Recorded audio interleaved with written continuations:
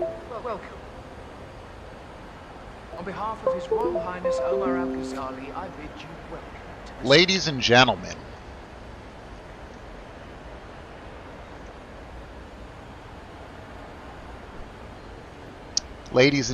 I am only mildly retarded.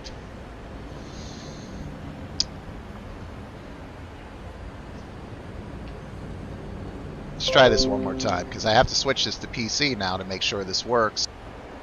There we go. Testing 1 2 3. Testing 1 2 3.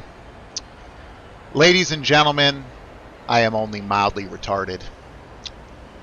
I think I had my mic plugged in to the wrong device on the wrong source. So I'm here now. I was just ranting a little bit about why I love Hitman 3 so much, and essentially what I'm going to do here is roll through a mission that I'm going to try to take out 2 targets by essentially getting an evacuation protocol in place where I got to get 2 key cards and then I have to swipe them at 2 keypads somewhere within a certain period of time. And they're going to jump off the roof if I take out the helicopter pilot, which I didn't do last time, and they just casually flew away. I'm going to shoot their parachute down with my silver baller, just shoot some holes in it.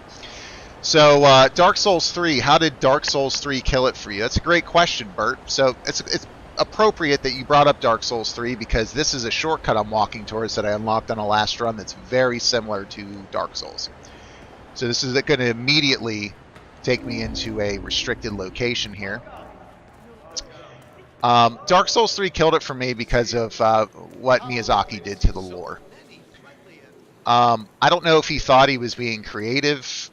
Let's just be quiet here. Make sure we don't get spotted. Okay, good. Sorry, this is a little intense. Sorry, let me go back to the main screen here. So I just got past this this little lady there. And I know there's a camera up here. So yeah, so the lore in Dark Souls 3 upset me to the point where I got near the end of the game and I said, screw this. What is Ventric's shield doing in this game? And you start to realize that either they overthought the lore, thinking they were so super clever that they, that they were, too brilliant for anybody and everybody.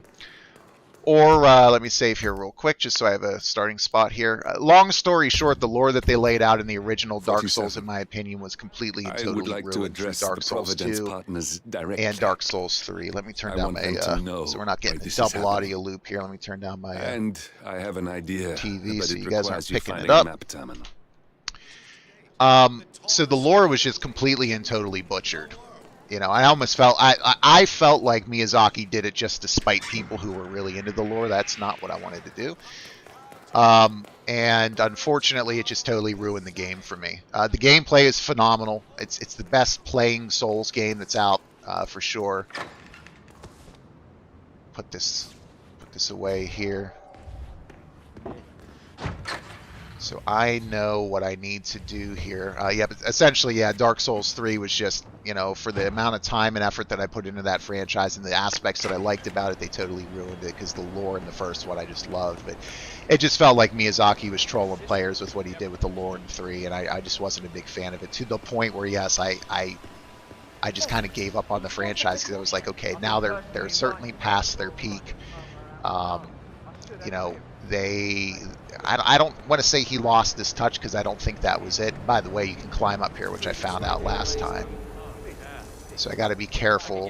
What I'm going to do here is I need to take off my notifications. I'm going to take this guy out and take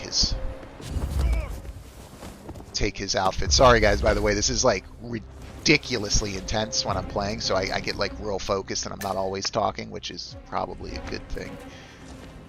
So I can't remember. Does she come around? Oh, if she comes around the corner, I'll drop her. Let's see. Oh, okay, there's the opening. There's the opening. All right. Let's drag. Don't make any sounds. All right. Bring him all the way over to this conveniently placed Chronicles of Narnia wardrobe. I'd love that if, like... Oh, I should have changed. Let me try this again. I'd love if they would do something in games where they would just put like the most random thing in one copy of the game, like physical copy, like where you go in, for instance, maybe there was like a that would take you to Narnia, and you'd be flipping out about it. It would last like 10 seconds, and you come back and you never see it again. It would be in one copy of a game, just to make people think they're going crazy when they're not. I mean, it's cruel and it's funny, and I'm just joking, of course, but you know, it's amazing how some of these, you know, crazy types of things in video games go a long period of time without being discovered, sometimes decades. So what I'm going to do here, I believe right in there's going to be a card to get into the penthouse, which is outside of this. Yeah, which is outside of this area here. So let me go ahead and open the maintenance with that maintenance key I picked up. Don't fight. No. Okay, good. I thought that camera was going to get me. It didn't. So is there? Yep, there's the key card.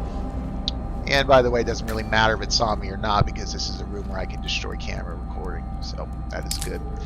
So I've been playing this map quite a bit, having a ton of fun.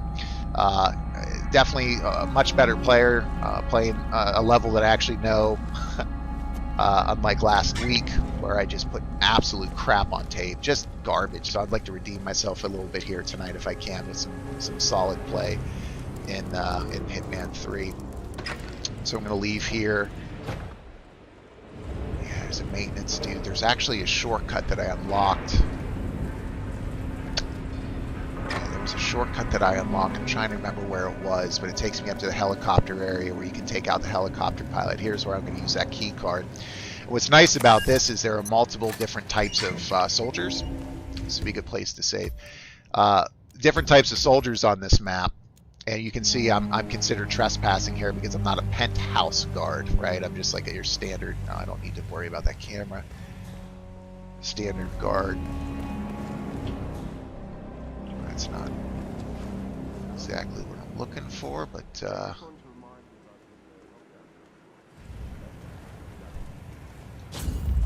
bring it back over this way. Oh boy.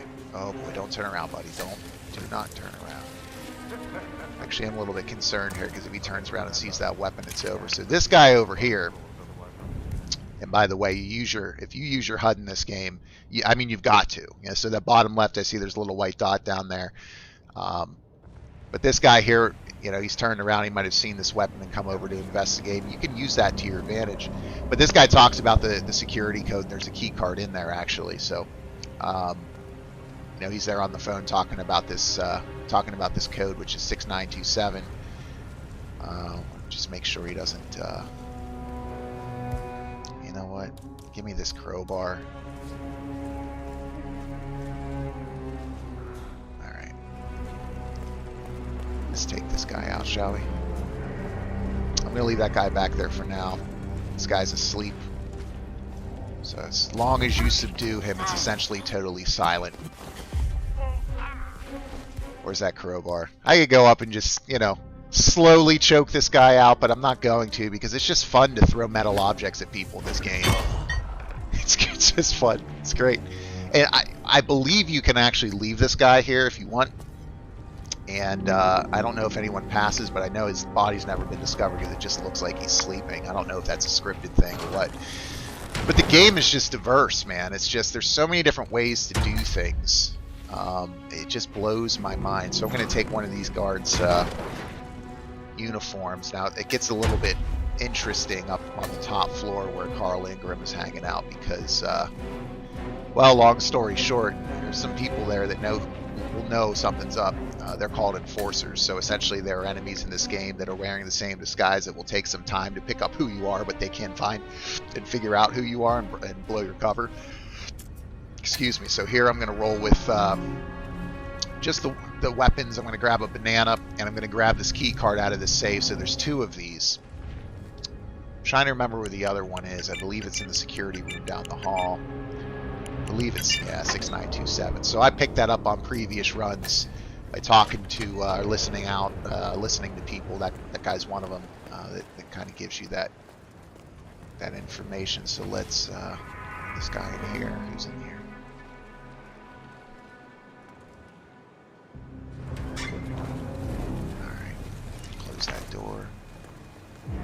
know what? I'm gonna hit this guy in the head with a banana because I can. How many games can you beat people to death with a banana? Maybe not to death. If y'all were here last week, I got a real kick out of throwing fish at people on some of my escalation contracts. I was just beating people with fish and knocking them out with it. There's just something, man, that hits me right here. I love beating people with food. It's just something fun about it. What? I just stay down, buddy. There we go. That back up. Drag him over to this locker. Oh shoot, I should close that door. Did not do it though. That's how I roll. Alright, close. Now, you know what? I'm just gonna put this guy in here while I'm thinking about it. I also like that you can roll around with this weapon wide open or hanging out, unsheathed if you want. Sometimes they'll make you sheath it. Other times, since you're a guard, it's fine. There's a janitorial key so you can mess around in the server room here if you know what you're doing. This is intense. Like I said, there's just so many different ways to complete any given mission in this game that every run is truly unique. It's different. It's fun. So here what I'm going to do is I still haven't messed at all really with there's an area down here with an artificial sun, they call it. Essentially what that sun does is it can electrocute one of the targets to death. But I've not done that yet. I've not really figured out where the fuse cells are to get it overpowered and then to take them out. So there's an enforcer there, as you can see, that would know who I am if I went too close to him. So what I'm going to do is just take a little detour here through the conference room. This is also an area where you can pretend to be an assassin, which is ironic, obviously. And this dude, this target calls this dude up and gives you an assignment to kill somebody, and then you have to take a picture of him once you've done that to gain his trust, and then you can get him alone and take care of him as he tries to give you the quote-unquote real target, which has storyline purposes, of course, because of course it does. It's one of the reasons I love this game. There's a lot of dialogue, and there's a lot of story lore and descriptions and information that you will only find in these levels. And many of them you won't find until your 10th, 11th, 12th, 13th, 14th, 15th playthrough. I'm still missing a card. I'm trying to remember. I think it's in one of the security rooms. So this is a meeting room. That guy's over there. I think there's a security room down here. Greetings, sir. That I can take that card from. So this is not what I'm looking for. Maybe it's this way. Nope. So there's only a couple security rooms in this map. I should be able to find the one that I'm looking for. Just give me 1 second. I could also just simply look at my map. The actual map rather than me explaining the level. Okay. So there's one there. Might be on the bottom floor. So there's one. I know where it is. I know where it is. I believe. It's not the toilet. I promise you that is not in the toilet. But we will find out, even though I decided, I guess, to go in the toilet. Penthouse staff. Yeah, I have the crowbar. I can just break this open. I've never been in here, actually. Alright, what's this? Oh, this is the other way into the penthouse. So I have a penthouse card key. I don't know why I needed to break that open, but that's fine. You've got this little nifty camera in Hitman 3, which is cool. There's certain areas that will allow you to kind of unlock some things with it. You can take pictures of key codes, that kind of thing, I believe. But what's really neat is... oh, this is making me uncomfortable. I'm not going to lie. I hate... Oh! I hate heights so much. Yeah, that's one way to get down. You can climb to the top of the building, I believe, out there, and I discovered that on my 7th or 8th, run through this map. Just continuing to learn new things every time I play. So I'm trying to I need to get down to the bottom level security. So I'm just gonna go the long way here. I'm just gonna go straight down the stairs, and I'm gonna hit up the security room and grab that key card. It might have even been in the security room that I was already in. In fact, I think it is. Yeah, it is. It's in here. Okay. what's the There's update one on of the my new targets guard? right there. My current one has been on duty for way too long. I need security that's sharp and focused. We know he's Never seen arrived. him talk to sure he's just these guys. changing I've actually his never seen him in the security room here before. Good. Remember to I had no idea that he came to this part of the I map. don't want some So you snot-nosed can also take out the beauty. security Of course, footage sir. here as well as Like one. now. But no, for me, I where's the security room? I was at before. Okay, that takes you back to where the sun is. I think it's back down this way. So obviously, still have a little bit to learn here, but okay, here it is. It's up this way, and I believe it's stuck on the wall in the back left corner. So there we go. It's the last security room. Yep, there it is, right there. Interestingly, I've never been caught taking this card out. I don't know if you can be. There we go. All right. So now we got both cards. I'm gonna head right up to that penthouse, and I'm going to, get this evacuation procedure in place. I got to take out this helicopter pilot first, which I'm happy to do. Here next, I don't know where to put the body. It's been found a couple times, but we'll roll with it. See what we can do here. Get to the chopper. All right. Let's see. Yep, that guy knows me, so I'm gonna go this way instead to the meeting room. Yep. Come out through maintenance, get up to this. Oh, this is where. Oh, here we go. Here's where I had my electronic key hacker placed, which would have been a bit useful. More useful probably in another run, but I didn't realize you actually got 3 of them. I thought it was single use. Well, I guess it's single use, but you get 3, so that's nice. So here's in that kind of like the top floor, and it does a little pan out. You can control the camera angle, so you can be like, "Ooh, shit." It's cool. But out here, I know is where they. So these guys are gonna jump. Let me take a. I've seen them come out here before. I believe they parachute from here. Here's another shortcut that I unlocked. And what I assume, because I've been down here one time, there's like this little balcony with nothing to do. So what I'm thinking is they're gonna jump either like right up to the left here, right above me, or somewhere to the right. Or maybe not, but I'll be able to maybe come over this way and see them, and then just pull out my covert pistol and just take out their parachute as they drop. That's what I think is going to play out here. I don't know, but that's what I think is going to play out. And, you know, it's going to be extremely rewarding to do. So before I do that, I need to go take out the pilot so they can't get away that way. And then I need to get over this way ahead of, essentially, you got all these guards that run with them, and some of them are enforcers, so you got to really book it and know what you're doing. And then I gotta find where the key card, the key card things are. Lockdown drill tomorrow. I got it. I'll get issued Oh, one there's one right there. tomorrow morning. You know how it works? Because I don't. It's easy. So here. 2 of us are stationed up here and below by the card reader. We get an alert, we both swipe our cards, and bingo. Lockdown. What if the other guard is using the bathroom? Well, it's time. So if that should happen, I should be able to run down and activate the other swipe as well. But I guess that will need a little practice. Happy to not be at work tomorrow. Sounds like a lot of running around. It's what we're paid to do. Yeah, and it'll probably never happen. Probably. Just like Probably. fire drills. Yeah. There's another target right Just there. Is he by like himself? fire drills. He usually has like 2 guards with him. So we just picked up some intel there, a keypad that triggers the V. So I did hear them on the phone talking about that. You got to activate it. So I mean, it's just, yeah, there's people around. I didn't know that he came over here by himself. I do know that if you play music or do certain things in here, it'll actually drive him nuts, and he'll go out These guys to are golf to everywhere. get some quiet, and that's where you can put your explosive golf ball and take him out. Save that one for another run. That'd be fun. But I think for right now, let's see. So this keypad thing. Okay, so where does this? Okay, so there's one up there.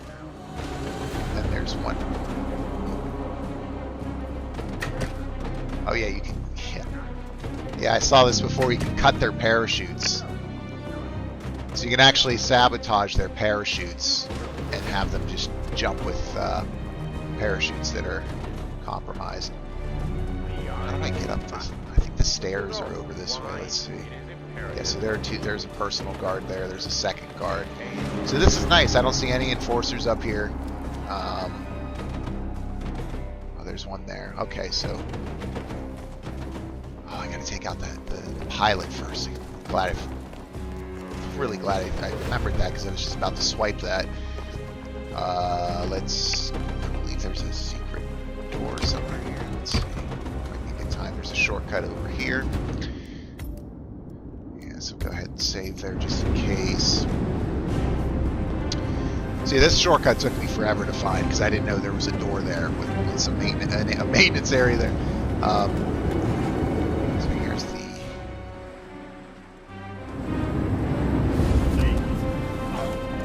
Don't turn around. Go this way. Come on.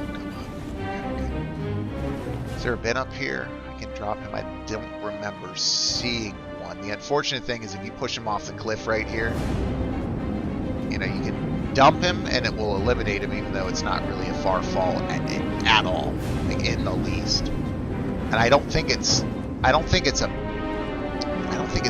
bad thing that his body can be found here, or that it is found here. It doesn't really matter. For me, I'm very particular, you know. There's stairs here. Oh, nice. Where's this going? That guy up there is an enforcer, so this comes all the way down here. Look at this.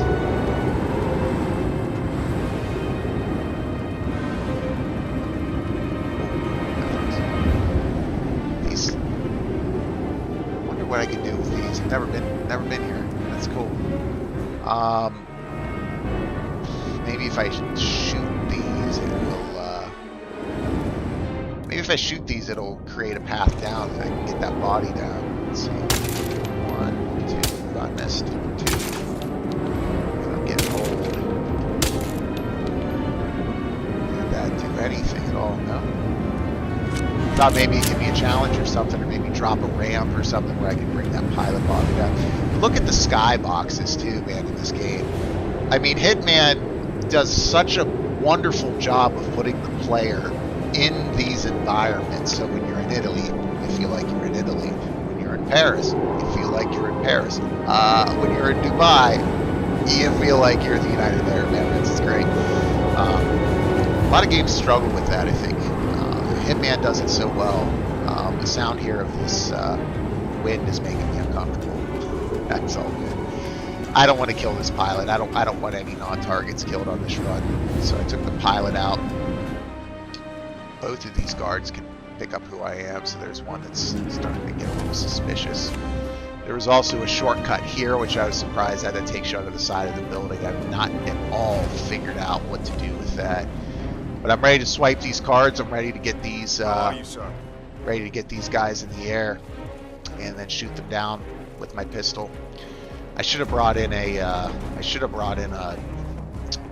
silenced assault rifle, but I'd have to carry a briefcase with me. All right, so here we go. Let me try to remember the path is going to be back and up the stairs. Let's see how this goes. Wish me luck. There's one. Okay, the stairs are up here to the. Okay, good. Here we go. I don't know how long this takes, but it's probably pretty straightforward. Here we go. Let's see if that was quick enough. Yeah, there we go. The alarm. You need to act fast before those bastards evacuate. Head for the helipad. So yeah, I have seen them evacuate before because I caused a little bit of a ruckus, just a little bit. And I just saw them covered by a ton of people, and then I saw them run to the helicopter and get away. I assumed they were going to jump out with their parachutes. So nobody there. Oh, that guy knows. That guy would know me. That guy would know me. Okay. Alright.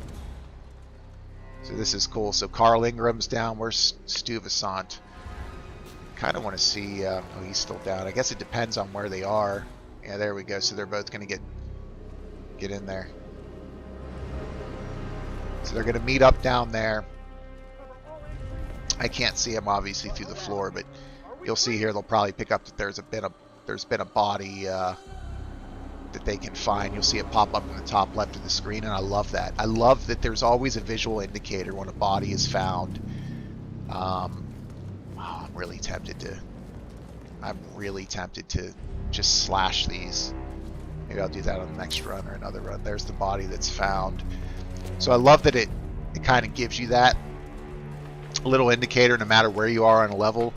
One of the times I made a run through this map, I killed the dude by spiking his whiskey like 10 minutes before he drank it, and I was downstairs socializing as I'm wanting to They've left do. the helipad. I guess, Their you know, last Agent chance 47 is is a by freaking parachute. socialite. Make sure that doesn't happen. And let me save here just in case. So anyway, downstairs just chilling, you know, taking my time, and then I caught that top left. Actually, I can take the gun out. It won't be suspicious because everyone else is on high alert. But took out that target, and that little left box in the top left of the screen popped up, and it was just beautiful, man. It was so satisfying. I was sitting there thinking, I'm going to kill a non-target. I kind of actually forgot at one point that I spiked this string because it was so long ago. And I was originally thinking, yeah, this is going to kill a non-target. But he went back, he drank it, killed him right as I was about to take out another target. Yeah, so here they come. Get down here before these guys come through. So I believe they're going to be right above. So let's see. I mean, I guess I could use my Shashka A33 covert. Oh, it's covert. It's got a silencer. All right, that's what I will use. I didn't realize it was silenced, so that's even better. So let's see where these guys go. I'm suspecting them to be maybe up around here, or maybe they'll jump on this side and I'll be able to aim over here and shoot. But all right. Oh man, this is intense. This game gets you. Are they going to come right to the edge? Oh, they are. Oh yes. All right. Let's see. All right, let's get it. You got it. Marcus Stuyvesant won't be a problem anymore. Oh, it's so much fun. Let's move on to Carl. We're not done yet. We got him, 47. Soon there will be no more Providence. You need to find an exit. So Our business is satisfying. done here, Perfect. but it's far from over. Absolutely perfect. All right, let's get out of here. I got to figure out how to get some of these other exits unlocked to exit the stage. I think you can go to the server room and open the elevator doors and just take a straight elevator from one of these multiple floors. But I haven't done that before because the server room kind of has tripped me up quite a bit. So, oh man, that makes me so uncomfortable just thinking about A, parachuting, and B, falling to my death from a great height. So let me get back downstairs here and get out and see what kind of score I get. I'll definitely pick up some XP. For this.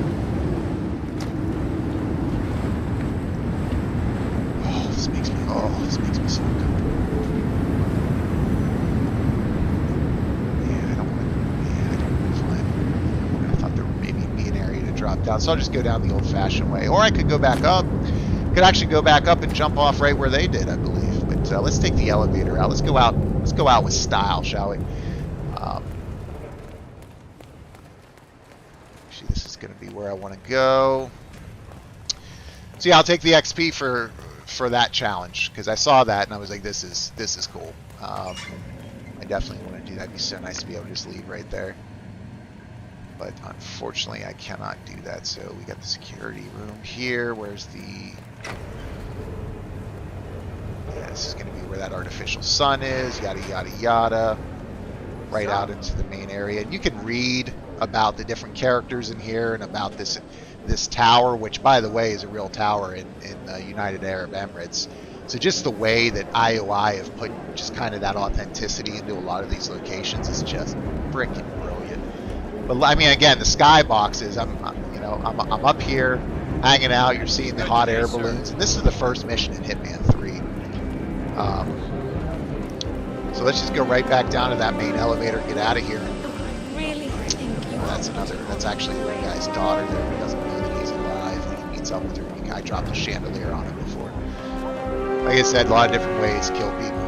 It's Hitman's Murder Box Simulator. But yeah, I mean, I'll be interested to see if I unlock any new starting locations, any new gear, which will give me some more diverse runs in the future. Possibly hear some more dialogue that, you know, parts of the level where you can find certain people on NPCs that you would not otherwise have a chance to see unless you had started in a particular area. And I just love that about this game, and I love that the developer took the time to do that. Go right out the front door, baby. Man, that played out well. That was a good run to open the night. I enjoyed it. So let's see if I get that challenge unlocked, which I should. So you can see I got quite a few of them. No, I guess I didn't do anything. That's odd. I could have sworn that there was a challenge for shooting down their parachutes, but either way, I'm not really worried about it. It's still fun as hell, and that's what counts. So we got a 3-star, 28 minutes, 94,000 mission score. Not bad. I would have liked to pop some other challenges there. So let's take a look there. Maybe I'll do that one again. How about you guys decide? Again, thank you guys for taking the time to hang out here tonight with BauerKillz. We're just having a chill Arsenal stream here tonight on this Friday. Starting with Little Hitman 3. If you guys want to see some Final Fantasy 9, happy to play that. Happy to play whatever you guys want to see. But let me know what you think. You think I should take a look at the challenge list here and do another run? Try to level up the level, for lack of a better phrase. Let me know. So I'll kind of figure out next steps here. Yeah, I don't want to give away anything, so I'm just going to go ahead and skip that. While I figure out next steps here, I hope everyone out there is doing well. I hope you're staying healthy, safe, and sound in the midst of this crazy world we find ourselves in. But yeah, I mean, Hitman, I can't say enough positive things about it. I just can't say enough frickin' positive things about it. It's a fun game. So I'm one away from picking up 4,000 XP for Versatile Assassin here on Dubai. I've killed some of the fiber wire. I love that little check mark. You know, you talk about check boxing. They very literally do that here. IOI does in their games. So that one, I got to figure out which one I'm missing. I can get a quick 4,000 there. Assassinate a target by drowning them, and I think I know how to do that one. So that's the one that I'm missing. It's called Hold My Hair. So drown a target. Eliminate Carl Ingram by making him eat poisoned food. Interesting. Eliminate Marcus Stuyvesant by pushing, dumping, or pulling him over a ledge. And I believe that's exactly where I was when I went out and I shot down some of those target boxes. So I guess you can get him out there somehow and then knock him right off. That'd be 4,000. But I'd probably have to tinker a little bit to figure out how to get him out onto that ledge. Looks like it'd be, they give you like visual clues sometimes.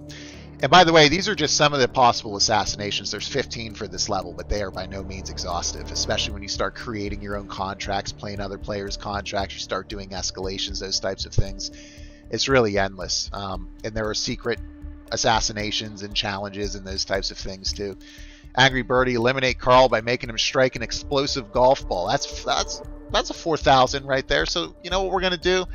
We're gonna drown Marcus Stuyvesant, and then we're gonna take out Carl Ingram by placing an explosive golf ball in his bucket and pissing him off by, not allowing him to have silence while he concentrates.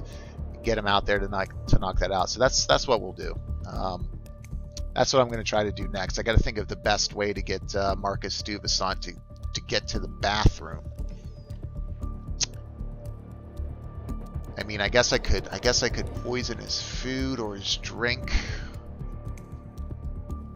That'll be interesting. Eliminate both targets with a single chandelier. Didn't even know that was possible. Conserving ammunition. Kill both targets with a single bullet using a sniper rifle. I feel like that should be 8,000. I don't even know how you get them together.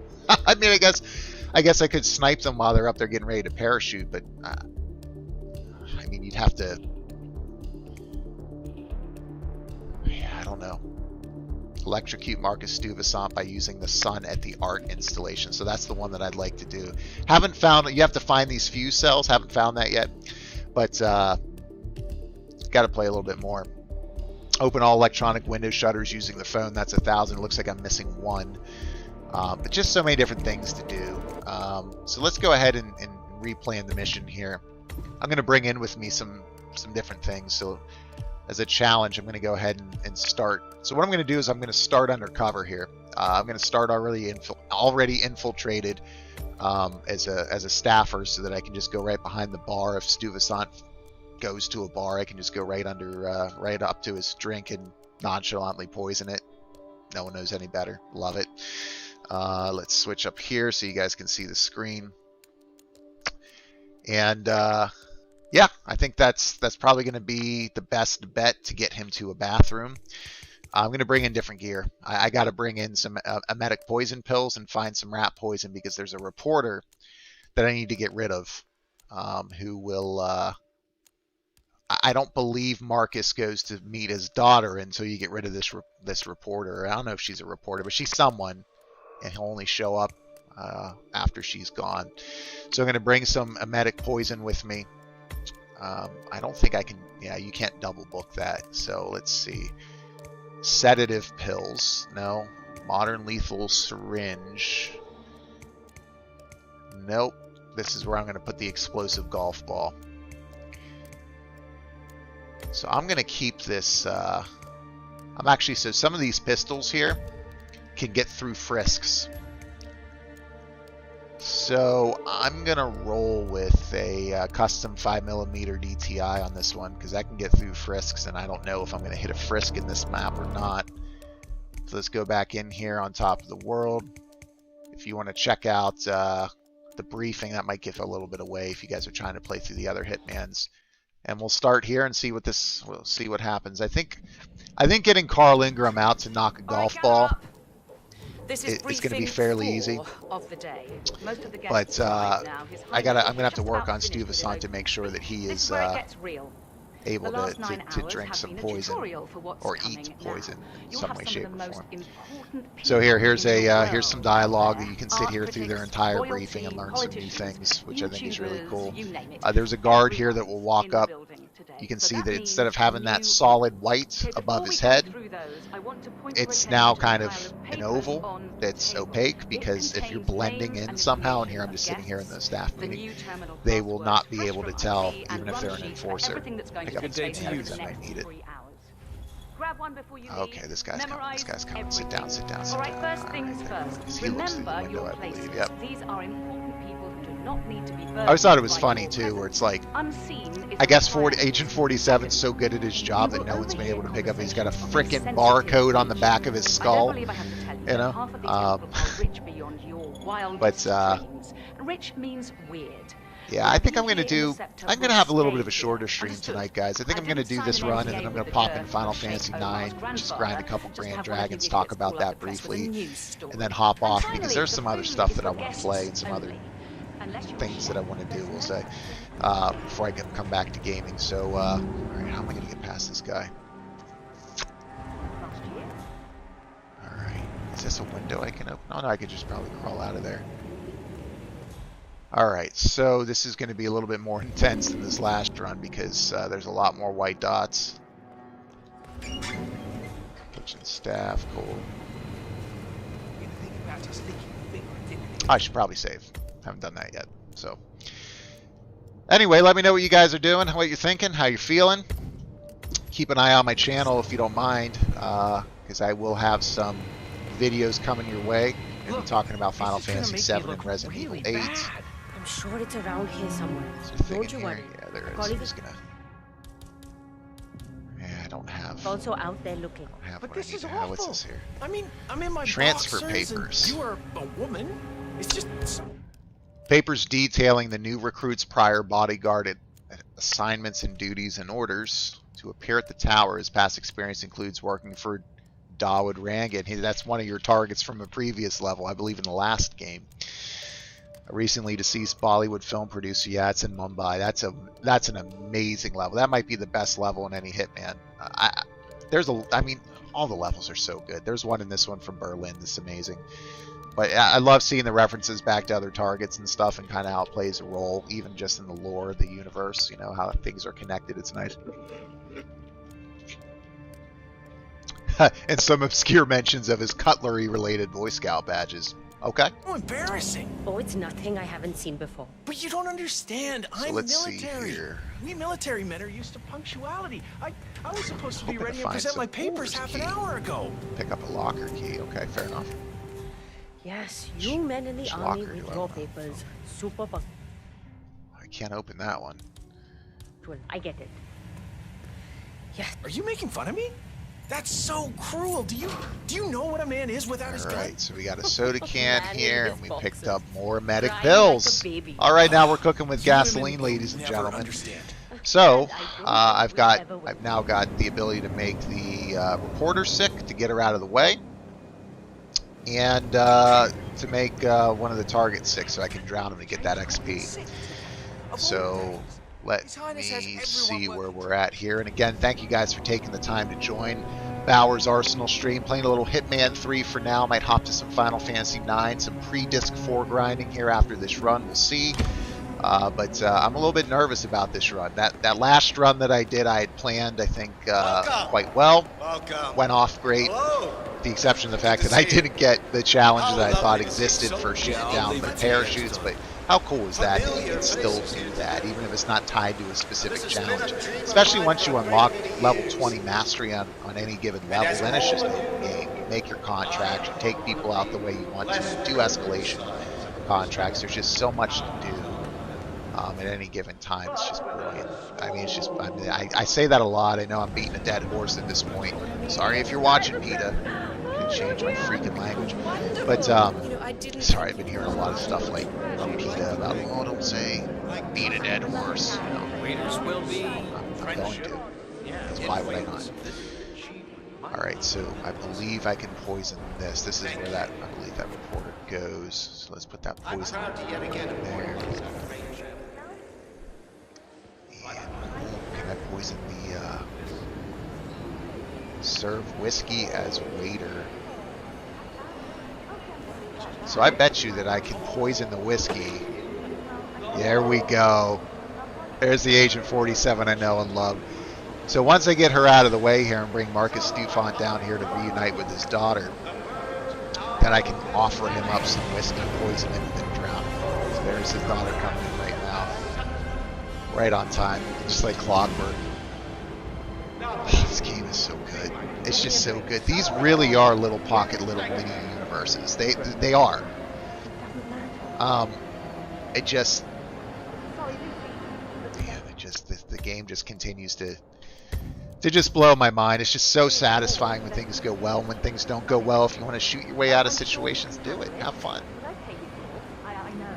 So we got another bartender here. That's good. Oh, please don't drink from that. I thought dude was going to drink from that. I'm glad he didn't. So anyway, happy Friday to all you guys out there. Happy that it's the weekend. Hopefully none of you out there have to work or do anything crazy. You can kick your feet back and relax a little bit. Looks like that. Okay, I thought that was a little white dot over her head. So here comes that, I believe she's a reporter. Is that him? Okay, I was going to say, who just called her a cow? There she goes, she's taking that drink. Alright, this is working out great to start. Second run of the night that started off really well. I haven't had to load or nothing. Just a little bit of sick in my mouth. Almost gonna come. Get away. Ugh, so What if the developers just straight up added poop in the game? Like someone just pooped their pants in public. I'd be like, that's attention to detail right there, but I didn't need to see it. Let's see. Just gonna take a guess that she's gonna come in here, but it might be the other one. Let's see. So I know she would go to this bathroom because it's the closest one. Uh-oh. This is awkward. Let me just say hello to your breakfast. Get behind the door before she can see me. Okay. Oops. Kind of want to hit her with a banana. What do you guys think?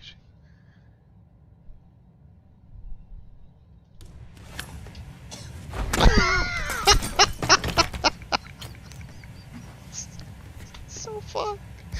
It's so fun. It's so fun. Hey, whoa.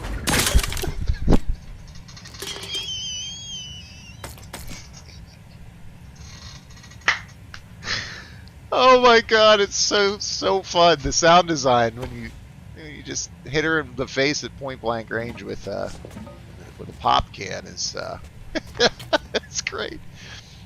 All right, so I'm hoping when I open this door, this dude doesn't see see her body. All right, good. Oh, he's taking a drink. I took too long. No. Hello, sir. Oh, let me serve up this whiskey. No. Serve up. Let me No, poison that's this not whiskey. good enough.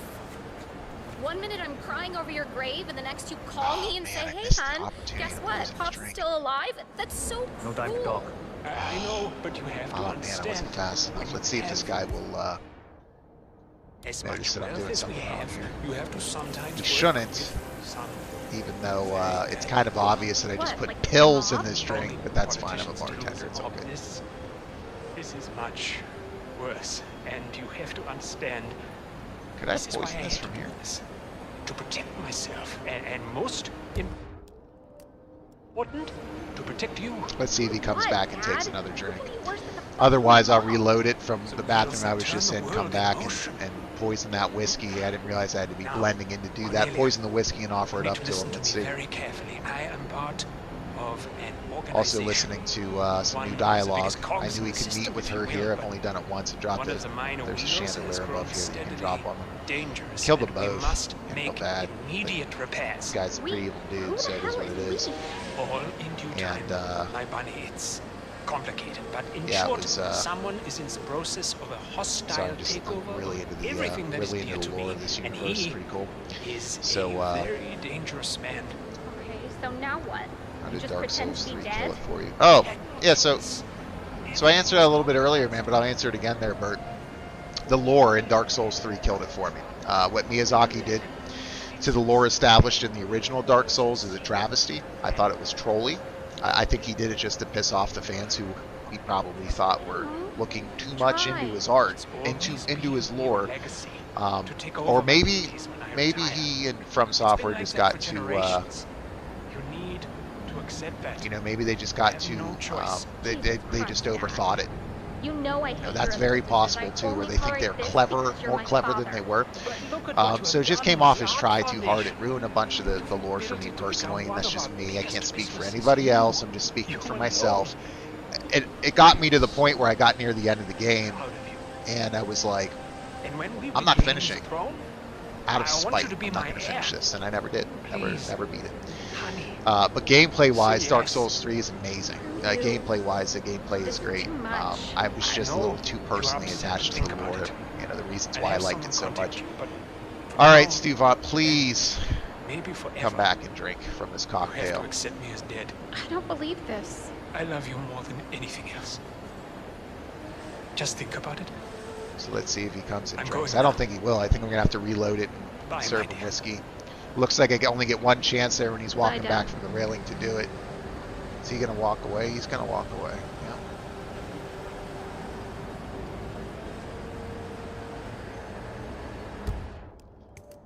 So that's a shame. So you gotta.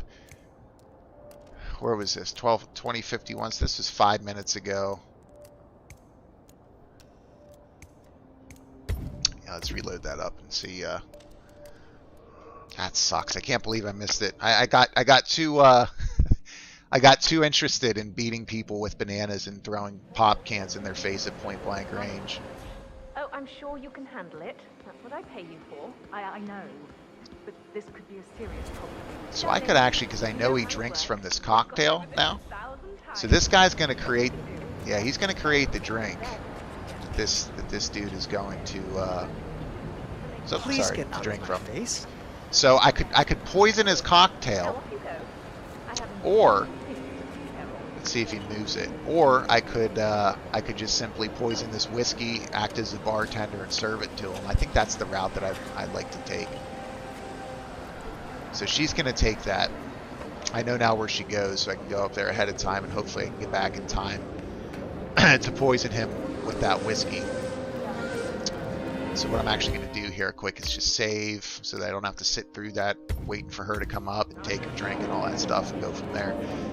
But yeah, no, Bert, if that's you, man, I can't tell who's watching right now. Whoever it is, thank you again. A couple of you have come in and out. Yeah, for me, Dark Souls 3, I understand why people love it. I do.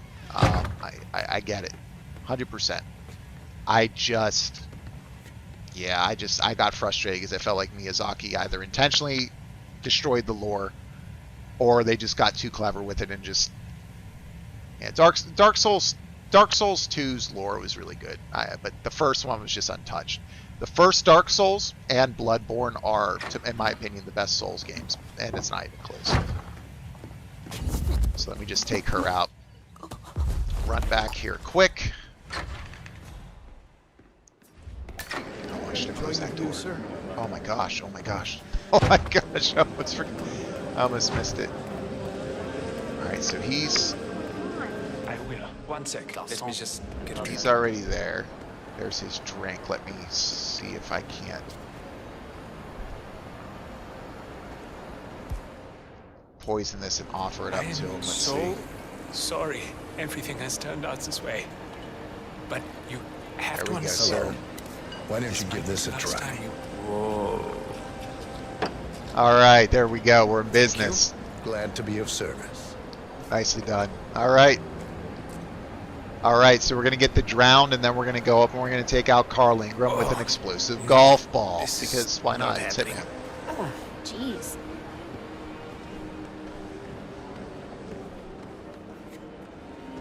All right. So this will be interesting to see which bathroom he... Oh, man, if he goes into the same bathroom as that journalist did, he's going to see that body. If that's the case, I'm hoping he goes to the one on the left. And by the way, thank you for joining. If you're new here, this is BauerKillz, new YouTuber, new streamer, and I am playing some games. And of course, because why wouldn't he? Oh, you've got to be kidding me. Oh, crap. You gotta be. What the hell? Are you Dude, okay? you gotta be kidding me. Wait. Oh, you are okay. Good. What a relief. Is he gonna throw up still? He's just gonna stare at me. What are you gonna do, buddy? What are you gonna do? Oh, this is frustrating. I have to reload. But You got him, 47. Marcus Stuyvesant won't be a problem anymore. Let's move on to Carl Ingram. I mean, satisfying. We're Don't not get me done wrong. yet. Putting a bullet in that SOB's head, but my goodness, is it not working out well, huh? So I have got to find a way here Oh no. to What the hell happened here? yeah. So I got to reload here. Unfortunately, I can't believe that that they go to the same bathroom. They're not going to make it easy, which is fine. Again, thank you guys for taking the time to join tonight. You just missed a great run in Hitman 3, and now I'm on a second run trying to figure out how to get some experience to level up the level, right? And it's very clearly not going to be easy. I need to see if there is a... Okay, there is one in here. So I think I have an idea of what I can do. So I'm going to call one of them in here. I'm going to hide both of these waiters' bodies in this cabinet here, and then I'm going to pull her into this area so that I can poison this target, get him to... Hey, buddy! I'm not your buddy guy. But anyway, BauerKillz here. Again, appreciate you guys taking the time on a Friday night. Hope you're all doing well, staying safe and healthy out there. That being said, it's time to beat this man with a banana, because sometimes that's just what you got to do, you know. You just gotta. Whoops. That's not what I wanted to do at all. Hey, buddy, I'm loitering. What are you gonna do about it? No! Yeah, that's what I thought. It's so fun. And now the pop can. Yep. Alright, so now we at least get witnesses out of here, except for that one guard that does come in here occasionally. My daughters are screaming in the background, so my apologies for that if you hear it. But yeah, no, I mean, having just a ton of fun with this game. Just an absolute blast. So he's out here. I gotta serve him this whiskey. Alright, I might make it in time, actually. Let's see. I don't have a lot of time to explain. Oh, no, she went... Oh, no, I forgot about her. I gotta knock her out. I gotta take her out. I think I left the... left the thing on in that room, which is fine. Oh, she's coming back. All right, well, we're gonna play it by ear. Let me blend in here as the waiter or as the bartender. What, like the mob? Go ahead and poison this whiskey with these emetic pills I brought in on my loadout. See if I can serve him from over here and see if she comes back and ruins this. I hope she doesn't. But maybe she just gets out of this area and doesn't come back if he's here. Maybe it's scripted that way, which would be nice. But man, I just can't get over the sense of place in this game. Just the amount of the authenticity, you know, this building being a real life building and then giving you real facts about it and all that stuff. And then the sound design, the cinematography, the script, the everything is just great. So I am not going to get a very good chance, I think, to serve this to him. I got to be quick because he's going to come back from this banister here. And at that point, I'll get a chance to poison him. But once we get him drowned in the toilet, then we can go take care of Carl Ingram with an explosive golf ball by pissing him off and making him need to go golf, which is kind of a metaphor for our current life, this world we find ourselves in. But see right there, I had the option to serve, but it was really quick. So I really hope I get this chance here and he doesn't just walk away and have to reload again. But anyway, hope all four of you who are in here right now are having a good time. Feel free to comment. I can see your comments right here on my screen. Bert, if you want me to talk more about why Dark Souls 3 killed the series for me, happy to do that again, even though I've been doing that quite a bit. But yeah, I hope you guys are enjoying some Hitman 3. Just had a great run on the second run, which I've had to reload a couple times just to kind of, figure out, what NPCs are doing, kind of their path and that kind of thing, and that's all half the fun of Hitman. But it's just a brilliant game for anybody. I'm a 34-year-old gamer, and I've been playing games since I was 3. So I'll be 35 here soon. That's 32 years of gaming. And I can't really quite think of anything like Hitman that's been out there. Maybe Tenchu a little bit from a gameplay perspective, stealth style. It doesn't remind me more of Metal Gear, even though Metal Gear is also kind of your stealth sandbox. But this is a murder simulator. All right, let me. There we go. What the hell? Beautiful. Beautiful. All right, I got him. So there shouldn't be a body this time in that bathroom. I can just, there he goes. Drinks that poison. And like I just keep saying, I keep beating a dead horse. It's just so satisfying. Like, pulling off these kills in these heavily armed areas and stalking your prey. Oh, it's good. It's good. And the amount of replayability in any given level, what IOI has done in all 3 games, and playing, by the way, the trilogy of games through Hitman 3, because you can play all 3 games through this one title, it's just, to me, brilliant. It's brilliant.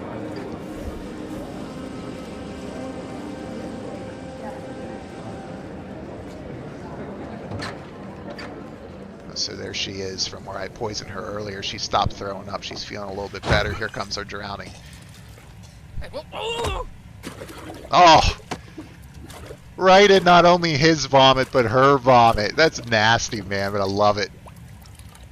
And for those of you who were here for my last assassination on this map just not too long ago, Marcus Stuyvesant won't be a problem anymore. couldn't be any different from that Let's run. move on to Carl Ingram.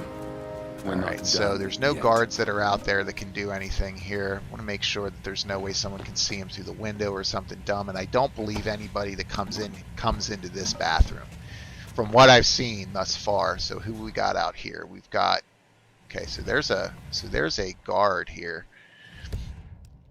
So I'm gonna have to steal. I'm gonna go ahead and save here because that was a brilliant kill. I'm gonna go ahead. I'm gonna have to get a guard uniform, and I think I know where to go to do that. So I'm hoping he doesn't see this body here when I open the door.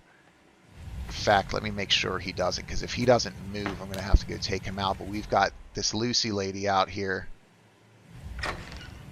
Alright, close the door quick enough. Good. And it's just cool, man. The more heavily guarded an area is, like, my heart right now is... I've played this level 15, 16, 17 times. I'm still seeing new things. And my heart's still just like... It's intense. It's intense. It's a great thrill that you don't get from a whole lot of games out there. So we're going to go upstairs here. Oh, well, Someone found the body, but guess what? That's fine because nobody knows. Any news on the new guard assigned to codename Pinky? I got word that he entered the building, here. but he isn't reported for duty yet. Probably still down at the depot, getting his uniform. Yeah, and this game on PS5, by the way, I don't know if I'm streaming. I don't think I'm streaming in 4K, but I'm playing it on a Samsung Q80T, which has the HDMI 2.1 and all that technical garbage, which you really don't need if you have a next-gen console right now. You really don't need, you know, HDMI 2.1 to get the best out of your system, because there's not really a whole lot right now that's taking advantage of it. So here they're going to go down and, you know, they realize something's up, which is fine because they have no idea it's me. So I'm going to go to the security room here. I'm going to take the penthouse key card. And I believe this would be trespassing because there's not supposed to be a waiter in the... Let me just make sure, yeah, so trespassing. Yep. Alright, so how am I going to get one of these guards in here? I guess the fuse box, that's probably for this repairman here. Yeah, I'm not really comfortable using that fuse box with multiple people there. So I got to get a guard outfit. I think I know what I can do. So what I'm going to do is I'm going to go out the way that I came. I'm going to go up the stairs. Okay, I'm going to go up the stairs. I'm going to hit that climbable area that I found a couple playthroughs back that I used in my last run to get up behind and get an easy access to a white uniform. Although I need more than that, so maybe that's not the best way forward. And by the way, if you stand in a crowd, you see this little white ring around you. That essentially allows you to blend in so people can't tell who you are or what you're doing, even though sometimes you're... And by the way, I love seeing this cause and effect here. Uh-oh. Oh, there's a guy that could see me. Okay, there's an enforcer. Don't want him coming this way. And there he goes. I'm just going to walk over here. Take a little bit of a breather. Make sure he's all clear. Over. On his way. Okay, good. So you got to stay on your toes at all times. But, man, that's just seeing, like, you know, the reaction to your effects, or the reactions to your actions in the game is just awesome. It's just really cool. And then going on and learning the different levels and playing them and just starting to intimately know them. Didn't come out well, but you know what I mean. So they are, they just set off the, I hope that doesn't set off Carl Ingram all the way up the stairs. I think that eventually will just go off because trust me, as I've played through this and failed many times, I've seen that alarm go off and it never really has really done anything on the top floor unless you're really causing havoc, in which case both guys will head for the heliport. So I'm hoping that's not the case. Okay. So this right here is easy. Easy access to, like I said, easy access to a uniform. And what's nice about it is that that's really distracting me, sorry. Okay, so that went off. We still got Carl Ingram upstairs, so we're good. So I'm going to make sure that... okay, so she's greeting the other assassin down there. It's totally unrelated. You can pretend to be him, which is really neat. One of these targets actually hires somebody to assassinate somebody for him to gain your trust to give you the real job. So you can go and do that. You can meet with them in a conference room dressed as an assassin and then take care of business. But so here's what I'm going to do right here. I don't want this security camera to see me. But if it does, it's not a big deal. Do I have the key? I don't have the key. I think the key's over here, actually. So let me grab that key. Yep. And guess what? I'm dressed as security, so I need no big deal. We're going to head into this room and grab that penthouse key again. Which, again, you just learn from playing the levels over and over where you can find things. And then you just put together these runs that are just... You know, I like hopping into a level with a minimum loadout. Sometimes you can do a suit-only silent assassin run if you want to do things only in your suit.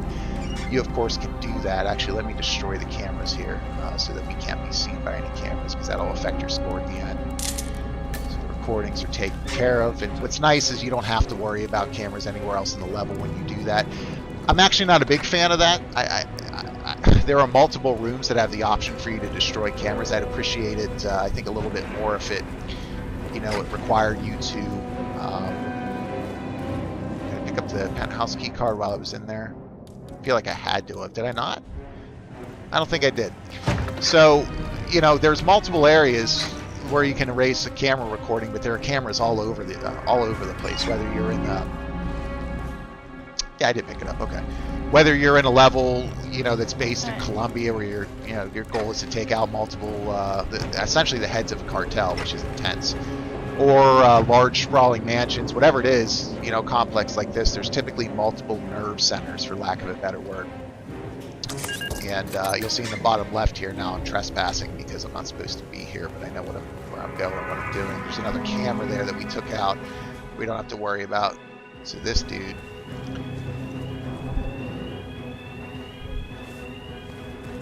I'm actually going to go in here and take care of this guy first. Oops. What? Oh yeah, hammer. Hammer time.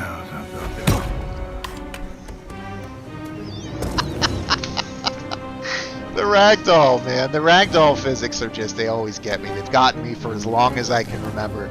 I love ragdoll physics, especially when it's just, people look like one of those damn balloons at the car dealerships out there. But no, like the thwomp of hitting people with objects in this game is so satisfying.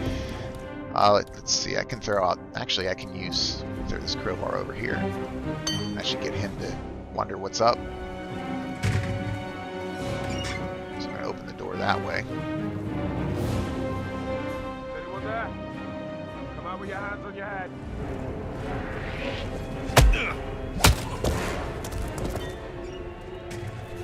There we go. So we took him out just in time because there was a guy down the corner there that can turn around and will see you sometimes there. But I'm going to take this guy's guard, penthouse guard disguise, because that'll get me to the upper floors without suspicion. Pick up the weapon, because if you don't pick up their weapon, people can find them and they will stash them and sometimes raise an alarm depending on that situation. So it sounds like the fire alarm went off again. I don't know why, but okay, so here's this meeting room detour. This guy can see you, so I know well enough now that I can just move my way here through the maintenance area, through the meeting room, and get up the stairs here. You know, it's really cool. You know, give me an apple. Hello, sir. You know, sometimes it's intense not knowing if you're going to get through, and then just kind of role-playing, seeing 47 just walk into these heavily fortified locations, dressed, you know, a certain way, just infiltrating and doing his thing, and taking out these targets in these just extremely highly secure areas. It just never gets old. IOI has done just an incredible job, and I love the story of Hitman 3 as well when it comes to how this game was developed. You have the first Hitman, which was rebooted in 2016 after an absolutely awful installment called Absolution. If you haven't played it, it wasn't Hitman. The lore was okay. Technically it's canon, which just means that it's considered part of the official storyline, but it really was bad. Oh, that guy can see me, so probably reminds me, actually, I should probably save here. But 2016 Hitman was just fantastic. Just fantastic all the way around. Tenchu, Frank. Yeah, Tenchu, man. Tenchu, just with kind of like stalking stuff. Thanks for joining the stream, by the way, Frank. Yeah, just Tenchu, they couldn't be any more different. The reason I made the comparison is from a stealth perspective and how you just kind of hunt prey. That kind of hunting prey, according to the staff, Carl Ingram demands peace and quiet while he is working, so no touching of vacuum cleaners or radios. So this is how we're going to get him outside to use this explosive golf ball, which I should probably actually go place now while I'm thinking about it. But no, in Tenchu, another piece of intel. Yeah, the evacuation keypad. I did that on the last run. So no, in Tenchu, there was this very tangible, visceral sense of I'm excuse me, I'm targeting. You know, I'm hunting prey. Right. And listen, it's been years since I played Tenchu, so maybe my memory is a bit foggy on it. But yeah, same type of sense I got from Tenchu, kind of how you stalk down and take out targets is what I get in this. Even more so, I'd say, than Metal Gear. Even though Metal Gear is probably more apt. So there's that explosive golf ball in there. Probably a more apt apt comparison. So, but yeah, Tenchu, for whatever reason, has reminded me of that. I get it if the lore isn't working for you, it makes it hard to finish the game. I would love to see 1000 make a comeback. 1000. I'm assuming that you meant Tenchu. I would as well. I think Tenchu is ripe for a freaking remake, and you know who should make it? Blue Point Games. Not Square Enix. I can tell you that. Freaking Final Fantasy VII remake. I get so mad talking about it because they're completely and totally destroying their franchise. I'm sorry, their IP, that particular entry. And look, to be fair, completely fair, there's Carl and Rose up here. They have every right to do it. They own the franchise. If they want to completely and totally destroy it, make a bunch of cheap, shallow spin-offs like a Battle Royale. By the way, I'm real glad to see Square Enix is doing, I'm really glad to see that Square Enix is doing a third-person shooter because that works so well for Dare to Cerberus. But I just, man, there's a lot of enforcers up here. This is going to take some time. So just give me a second. But I'm thinking more in the lines, if we're going to do a Tenchu remake or some kind of remake in that way, I think that Blue Point Games needs to lead the charge on that, because they've shown they can make faithful remakes. And honestly, what fans were asking for and what fans wanted with the Final Fantasy VII remake, original game fans, who caused the furor for a Final Fantasy VII remake. And oh, by the way, let me turn this on just to piss off Carl Ingram here. This guy's going to go into the bathroom, and I'm just going to turn this on.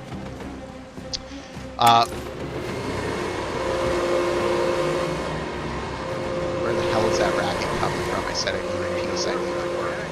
So yeah, so I think you just follow him around and you turn things on, and it gets him upset. He has to go out and get some stress relief by golfing, where we've placed an explosive golf ball. And then just staying on your toes. It's so hard sometimes to not just pull out a pistol and just drop someone and make a run for it. And sometimes it's fun to do that. But back to my Final Fantasy VII rant. No offense if anybody here that watches this enjoys Final Fantasy VII's remake. I really hope somebody does. But there is no excuse in the world for Square Enix to not know what fans were expecting and what fans wanted. And in fact, I know they knew what fans wanted and what fans expected from a Final Fantasy VII remake, because they asked for it for about 10 years. And it was as clear as day, fans wanted a remake of Final Fantasy VII. They did not want what we got.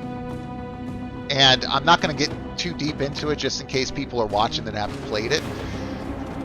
Let's just say that the game is significantly different for horrible reasons. Absolutely horrible reasons. I've never seen 5% or 10% of something so thoroughly ruin and taint the other 90%. But what's funny is that Square Enix put remake in the title. They marketed it as a remake. They knew what they were doing, so they essentially built this lie off the fans who put them in the position where they are today and why they're so successful, and then completely and totally betrayed their trust in doing so. They sold a lie. And it's funny, they didn't have to do that. If they had just been honest about what the game would have been, or what's going to be, what they were planning for it, it would have sold oogles. It would have been like frickin' Flutie Flakes regardless, man. People would have picked it up anyway. But just that dishonesty, man, the way that that's creeping into the industry and is actually firmly rooted here now, whether it's, misleading a fan base or being dishonest or, nickel and diming people to death, which they're doing now with this Intergrade upgrade, which they're charging $70 for. Give me a break. This 2-chapter Yuffie episode that's exclusive only to PS5. This Ever Crisis Battle Royale mode, which they have no chance, in my opinion, of making a deep, engaging, fun experience. They're making mobile games based off of other entries in the Final Fantasy VII universe. It's just shameless milking of the IP. They're destroying it. It drives me nuts. And after this run, I'm going to pop on Final Fantasy IX and farm a couple Grand Dragons, get prepared for Disc 4. By the way, if you stand still, I like that you can just kind of blend in that way too. So let me see here. Is there something I can turn on in here? So I need radios and vacuum cleaners will set him off. And by the way, apologies again for the rant. Isn't Tenchu a FromSoft? I don't know if Tenchu is FromSoft, Bert. That's a really good question. I don't know offhand. I can't remember. Let's take a look. Tenchu Stealth Assassin. So I'm just keeping my eye on my mini map here in the bottom left to make sure that I don't do something dumb like run into an enforcer and have to, you know, reload something. Hey, buddy, this is awkward. Tenchu.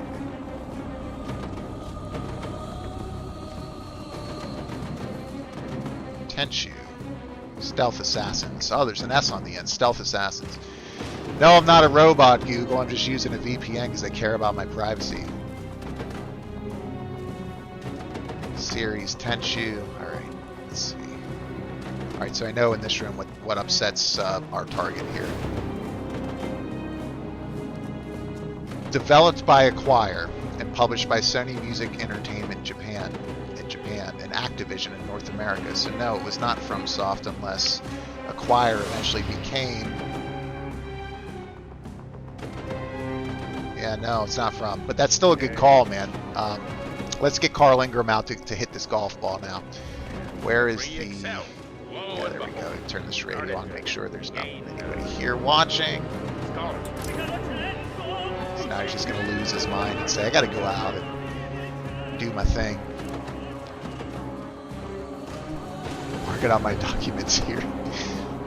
I won't say the J word, but you catch the drift. But no, yeah, Tenchu I think is right for a great remake. But anyway, back to my point on Final Fantasy VII. What I think people were asking for and wanted very clearly, and what they marketed the game as was a Blue Point game style remake. That doesn't mean there can't be changes. That doesn't mean... In fact, a lot of the changes that they made to the game, I was totally fine with. It's the way they handled those changes and just the piss poor. I won't get into it too much now. I got some videos coming out on it. I've got my original rant that I will be filming and talking about it in more detail, which will have spoilers. So I'll put a spoiler tag in there for those who. I don't know if that's too close or not. I don't think it is. Let me stand back over here just in case. Oh no, do I have to go hit another? Oh, I think I got to get. I think I got to hit Carl Ingram with 3. I think I got to get him with 3 distractions here, so I'm going to do that. But I'm going to make that video about my frustrations with Final Fantasy VII's remake and why. And then I'm going to also release here shortly my frustration with Final Fantasy VII Integrate. I just have to edit that video down. And then once I edit that video down, I'll be able to upload that hopefully either this weekend or this coming week. Probably this week coming up. And then also some thoughts on Resident Evil 8, which is the first franchise installment, main title that I'm not excited about. I'm not upset about it. I don't think it'll be terrible. I'm not making that case at all. I just don't like the direction they're going with it, and it's got me thinking, like, for the first time, I'm just not excited for it. Will I play it? I'm sure at some point. It's a mainline Resident Evil title. But man, like, they're going full-blown supernatural with this one. And if you haven't seen the trailers, if you want to go in blind, which is something I do often with certain games as well, that's totally cool. I won't ruin anything here, but let's just say that they've gotten very far away from bioorganic weapons, and they're moving towards straight-up supernatural in very vintage, classic ways that don't necessarily fit, I don't think, at this point, Resident Evil as much. I almost feel like maybe that should have been a separate IP. And my concern essentially is that they're trying to shoehorn or force a Resident Evil story out of something that really should be its own thing. So that's my concern. I have full faith in Capcom. What they did with Resident Evil 3's remake is horrible, terrible. You know, and again, kind of we talk about that creep of, you know, that creep of dishonest, corrupt type of things in the industry. I mean, that was a DLC for Resident Evil 2's remake, which was phenomenal, by the way. That they decided, we're going to sell this on the Resident Evil 3 name and charge full price for it. I mean, it's just shameless what they did with Resident Evil 3. But for the most part, Capcom just has nailed most of the Resident Evil titles. 6 we won't talk about. I was okay with 5. The lore in 5 was cool. You always had this thread, right? You always had this thread back to reality. Some way, shape, or form, a little bit. You know, with like the T-virus and how... Okay, here we go. Get this. Let me just save in case somehow they know it was me, which I doubt. I can save here, and then I can go down that shortcut if I want. So I'm going to get at least 8,000, maybe 9,000 experience for this, which will be good. Let's see if he goes off the building. That'll be sweet. I got that explosive call. I love that 47 always finds a way to watch. You know, you always kind of just have this this perfect view. You know, I electrocuted a guy not too long ago in one of the hotels, and I was like looking at the studio booth disguised as a DJ, and I did it. Let's see what we got here. We got him, 47. I got points for an accidental kill. So it wasn't as explosive or violent as I was expecting. Our business is done here, but it's far from over. Which is fine. But I'm actually going to... I can exit right here. He has to be. Fine. Yeah, I mean, it just appeared in a jumpsuit. That's fine. You actually come into the level in that jumpsuit, and you can play in the level, the entire level suit only in that jumpsuit if you want this guy. It's just hard not to walk on the crush fountain there. So picked up some challenges there. We're able to get the versatile assassin by drowning. 2,000, 10,000 XP. That's not a bad haul for this level. That's going to get me some mastery. Let's see what we got. Picked up a 2-star. That's fine. I'm not really worried about that. There are times to make runs for scores, and the vast majority of the time you just make runs to have fun, to unlock challenges. I like the one in the hotel where it's called Here's Johnny. You have to kill 5 people with a fire axe, and then leave their bodies. Not get spotted, but make sure all the bodies get found, and you get a challenge for that. And of course, your mission rating is going to take a dive. You know, if you're not doing silent assassin suit only runs, you're going to, you know, you can still get 5 stars by doing certain things and being faster and stuff. Yeah, I mean, there are runs where you go for higher stars, but the vast majority of runs, since the game is so fun, it doesn't really matter what your score is, and it always keeps your, so we'll see here what my all-time score. So you can always check your leaderboards. I always check. There's one other guy, and I don't know who he is actually, that plays, and every time I see he's got a score higher than me, I'm like, I gotta double it, or I gotta get, you know, a certain amount higher. So you get, like, if you're a competitive type of gamer, you can kind of get into doing that type of thing. So here I was like, yeah, I want to double that score, so I picked up a 5-star mission rating. I had 47 minutes, so it wasn't a short run. I was able to pick up 152,000 on that one, which was cool, you know. And I also love the breakdowns, you know, how you can see everything exactly, you know, key card obtained, fresh disguise, bodies hidden, targets eliminated, challenges completed, you know, mission XP, elimination XP. It's addictive, man. The gameplay loop is just fun. So we unlocked a new hidden stash here. We got we can put a laundry room, an item in the laundry room. Let's see, it's a small item, so you can't bring in an assault rifle or something, you know, large, unless maybe you break it down and they put a briefcase there, but I doubt that. And now I can straight up just start in the guard room. That's good. So that's going to open up a whole lot of new options here. We're going to skip the cutscene just in case any of you guys are going to play that another time.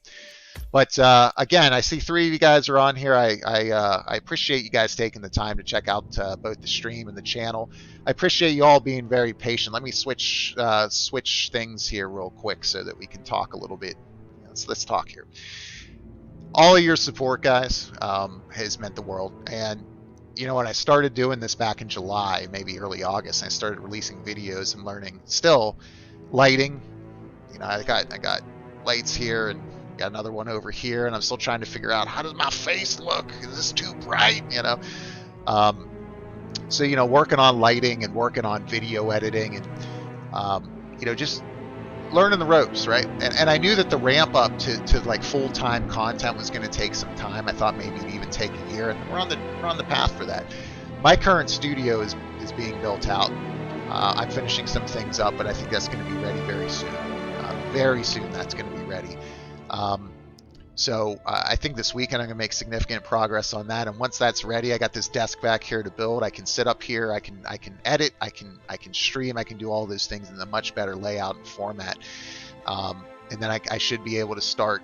I'll have a dedicated space to start, you know, editing videos. The problem is, I've been really busy with work and some family things, and on top of it, it takes like 40 to 50 hours to edit a video. So I know anytime I have to do a video right now, it's like taking on a second job for that week. And I got 2 young girls and a wife, and it's hard to kind of ignore them more or less for a week, or I just stay up really late. But 2 more are coming soon, and then I'm trying to get 1 or 2 out a week, and they might be a little bit shorter with the occasional longer one that I've been doing, but I'm going to get more content out. I think I'm going to start dropping up some really cool footage from some of these runs in Hitman and some of these other games that I'm playing that I really like, and throwing some commentary and those types of things just to stay engaged. But no, I just want to say thank you guys for supporting the channel, for supporting me as a person, as a content creator, as a gamer, as all of those things. And thanks for engaging with me as well. I love talking games. I love talking this industry, not just the games themselves, but what's going on in the industry with developers and publishers and how games are performing and business practices, and all of that stuff is fair game.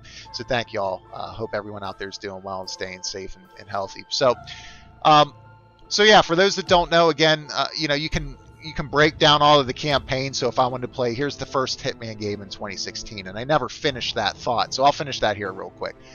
The first Hitman came out in 2016. It was a reboot, and I love that I can play all 3 of these games in this through Hitman 3, which is just amazing. It's just freaking brilliant by IOI to do that. So here you can come in and play any of the campaigns that you want. Here are all the levels and all the cutscenes from the first Hitman that you can play through. Again, all with their own challenges and missions and all those types of things. Then you can go into Hitman 2, and then you, of course, can do that with Hitman 3. But every one of these areas are considered a destination, and each destination, the amount of different things that you can do and how you can play these levels is just mind-blowing. I mean, like the one that I was just playing, right, that we just rolled through together, was Dubai. So you can see there's I got a lot of the DLC from the last games as well. I see a 4th person's hopped in here. Welcome to my stream. Just talking a little Hitman. Just took a couple runs. Probably going to hop off, play some Final Fantasy 9 here shortly. But thanks for joining. Feel free to check out the channel and engage with me. I can see in the bottom right there exactly what you send in. But anyway, we got these escalation contracts. So for this one, I've done 1 of 3. You unlock certain items and stuff through them. So same level, totally different feel. All different targets, different circumstances. You can create your own contracts. You can play other players' contracts. And then IOI themselves will release side missions with totally different targets, their own cutscenes, their own lore, their own story. I mean, right now we got this February map, which they need to update to March, because I did see that their March roadmap was updated. But these are some of the things that you're going to get in, that we got in February with deluxe escalation contracts. You've got certain items that you can earn. The one in the middle there that says the Deceivers, that's called an elusive contract, which means you get 1 chance to do it. If you start that mission and you fail, or if you die, it's gone. You can't do it again. So I was able to complete that, and I got a special suit for it, which is really cool. And I'm sure they'll probably cycle back in at some point. But I mean, it's crazy, guys. It's only March, man. It's only March, and already this is on my short list for Game of the Year. Let's see how long I've been playing it so far. It came out in the end of January. So let's take a look at the profile here. Oh no, it's my real name. Let's see.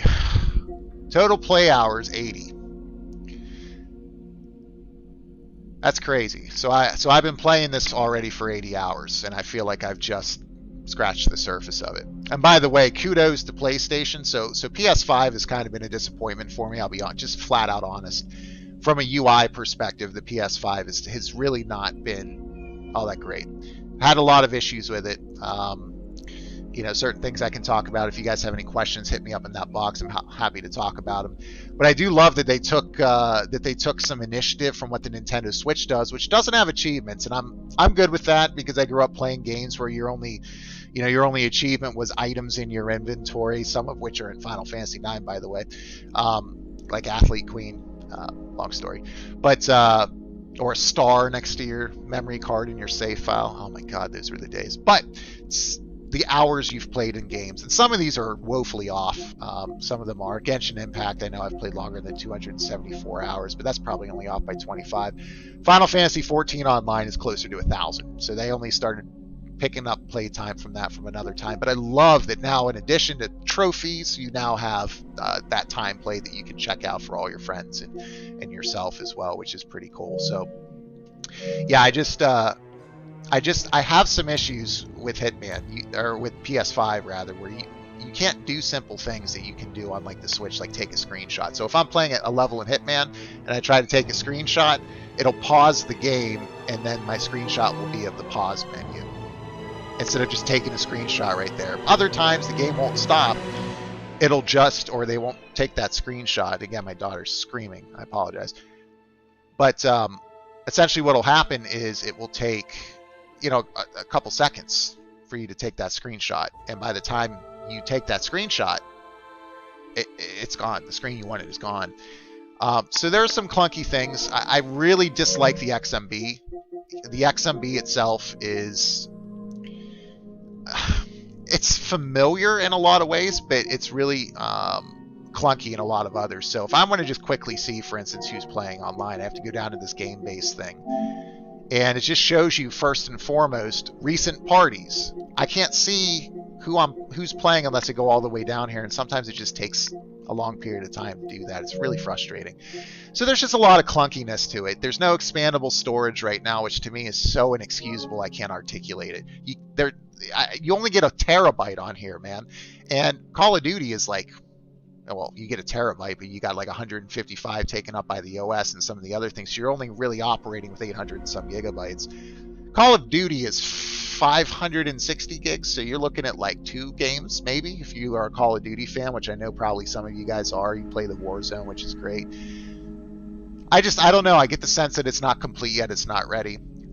I will say I love the performance. So playing these PS4 games is just significantly better on PS5. Games play better, they load much faster, to a level that I wasn't expecting, to be honest with you. I expected there would be some kind of improvement, not to this level, right? So even for a remaster of a 21-year-old game like this, it's quicker than it is on the PS4, you know, significantly. Like, the fact I'm already in the game right now is crazy. So, yeah, I'm just going to grind a couple Grand Dragons here. This game is so far ahead of its time. If you've not played Final Fantasy before, it's a turn-based RPG. The series is legitimately a part of who I am as a person, not even as a gamer, as a person. Growing up and playing this series has been one of the best, one of the best joys of my life, which is one of the reasons I'm so frustrated seeing what that they're destroying Final Fantasy VII. But what's really cool is like your abilities in here. And this was ahead of its time, and it still is. You know, depending on what you're doing, where you're going, what type of enemies you're fighting, you're going to be able to swap out different gems or different abilities, and you'll have every level you'll get a new, Vivi, I think, in the next level we'll get another one. The more that you have, obviously, the more things that you can equip to your characters, which is cool. But just being able to freely customize your characters in this manner is just really cool, pretty damn unique, really well executed to the point where it still holds up to this day. So I'm rocking right now level up because, Vivi was a little bit lower from a level perspective. Don't really need the level, but why not? Ability up and then antibody, because these Grand Dragons will just wreck you with Venom. And Venom will prevent your guys from getting experience and AP and all that kind of stuff. Outside of that, I'm rocking half MP because he's a magic caster. You're going to want to be using that. And then also MP plus 20%, which is just a potent combination right there. Magic Elemental Null is nice. Nullifies certain magical elements, which is cool. But right now I'm rocking Quina, Aiko, Zidane, and Vivi. Which I actually don't know if this is the latest. Is it? Let me go back to. I might have loaded the wrong. Actually, I might need to download my my save actually, because I think I was playing on my PS4 out in the other room because my daughters love the soundtrack. By the way, best music in games ever, Final Fantasy. Like Golden Age Final Fantasies and frickin' Final Fantasy 14. Oh my god, if you've not played it, I mean that game honors the legacy of Final Fantasy so legitimately. I've got some of the special editions here. I've got a lot more out in the other room, but the music in that game is just as good as the stories, and the stories are just as good as any Final Fantasy that I would put up there, especially this one here, Heavensward. This game, this Heavensward is as good as any Final Fantasy you'll ever play. But no, the music's great. So my daughters like the music, and it's, you know, I know Frank, I think you're yeah, looks sharp. Thanks, man. I know you're aware that my daughters like some of the Final Fantasy music, which is cool. So I play it out there sometimes when I'm just grinding. So I think I did that the other day. Save data in game apps, PS4, cloud storage, download to console storage, and it's going to bring up Final Fantasy IX probably first, because I play a couple other things still on my PS4 with the wife, but for the most part, yeah, so I got to close that. That's fine. 3.0, yeah, there we go. Apply to all. Bring in the latest stuff. One of the issues I do have with PS5 as well is the write speed is atrocious. I mean, these are saves, right? These are 6 save slots, which are almost nothing from a space perspective. It just took that long just to drop those in. You know, when you're trying to save a video clip, oh my god, it takes forever. It takes so long. So it doesn't really, like, the system doesn't feel as next gen as I was expecting. But to be fair, seriously, to be completely fair, the Demon Souls remake, it does feel next gen in every way, shape, or form. I think part of this is the fact that there are some features that were missing. Let's see here. Yeah, there we go. There are some features, you know, like the expandable storage that was missing. Oh man, I love this game. I love hearing the music and the world map, and getting in my airship and hearing the very 80s style theme and all that good stuff. So let me just make sure. Okay, so we need to use an ether here, because yeah, our guys are hurting here for MP. So I only have 54 of them. Use an ether, but I only have 54. It's funny. I'll be fighting bosses, and that will be my approach. You know, it's like, well, I've got 20 elixirs. Why don't I use one? I only have 20. Bauer's the last boss in the game. Yeah, I know. I just hoard stuff. But the side quests in this game are great too. I'm leveling up Amarant here a little bit just because it'd be good to have him doing some things. Yeah, the 20% I don't really need. I'd rather pop auto regen on him because I don't really have a healer right now in my party, because I'm just grinding a couple Grand Dragons. So we got return magic, so he'll send back the Thundaga that just can wipe your party if you're not careful. So he's got an ability up. We got Quina here. I love how everyone talks about, by the way, how forward-thinking Final Fantasy VII is when it comes to like transgender representation and cloud dressing up. And meanwhile, Quina's like, he/she is in the game. Gender pronouns are in the game, and it makes sense why they are.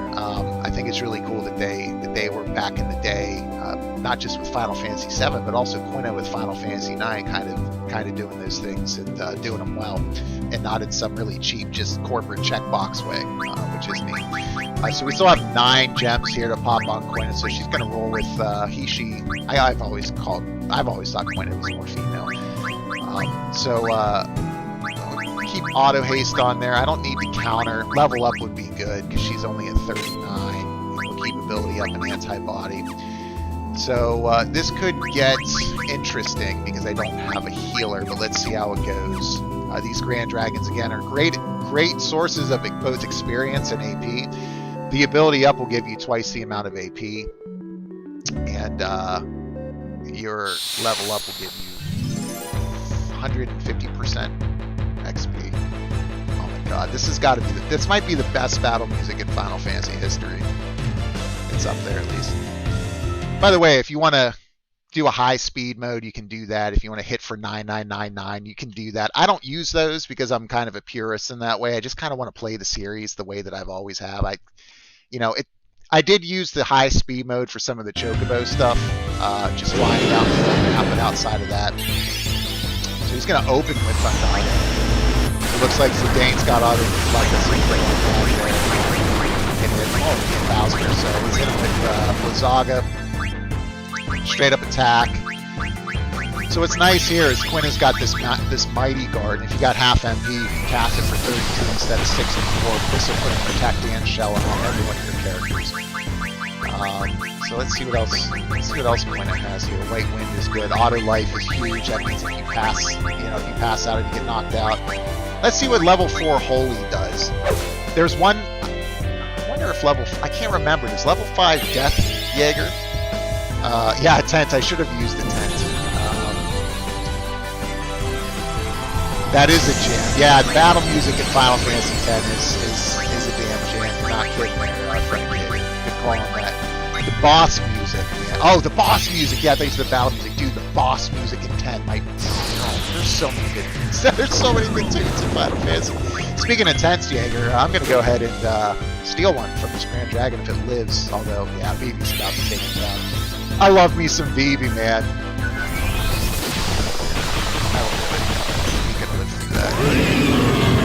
So even without a healer, you can take these Grand Dragons on. If you're playing Final Fantasy IX for the first time, you get to a point where you run into these, because you can run into them earlier in the game and they will just decimate you. There's some interesting ways you can take them on. If I had either Aiko or Dagger in my party, who are kind of like your white mages in the game, you can cast Mini. Once you have that spell to make it smaller, and then it'll significantly gimp what it's able to do. But it's pretty much, I believe these Grand Dragons are pretty much. Yeah, I think they're pretty much immune to most other status effects. You can slow them and those types of things, but mainline entry Final Fantasy games, no MMOs, no sequels. What is your ranking from best to worst? Final Fantasy games. Oh, that's a good question. So I can't choose when it comes to number one. It's a three-way tie because these games. We got plenty of Rising Suns we can throw at this guy. Let's see what Flare does. Let's see what kind of damage Flare is going to do here to this dragon. I'm actually going to see if I can cast level 5 Death. If I had Scan, I could have scanned to see if it was divisible by 5. But I'm just grinding here a little bit, so it doesn't really matter. Let's see if this is going to fit. It's right on back. I think it might have been Amaranth did a return, or maybe it was a day. But if a level 5 death, if level 5 death works on these things, that's broken.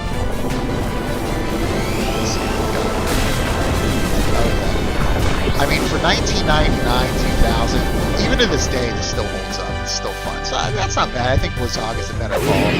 It's 12. So, I want to get auto life here. I think it's Amaranth that's rocking auto life. Let's see.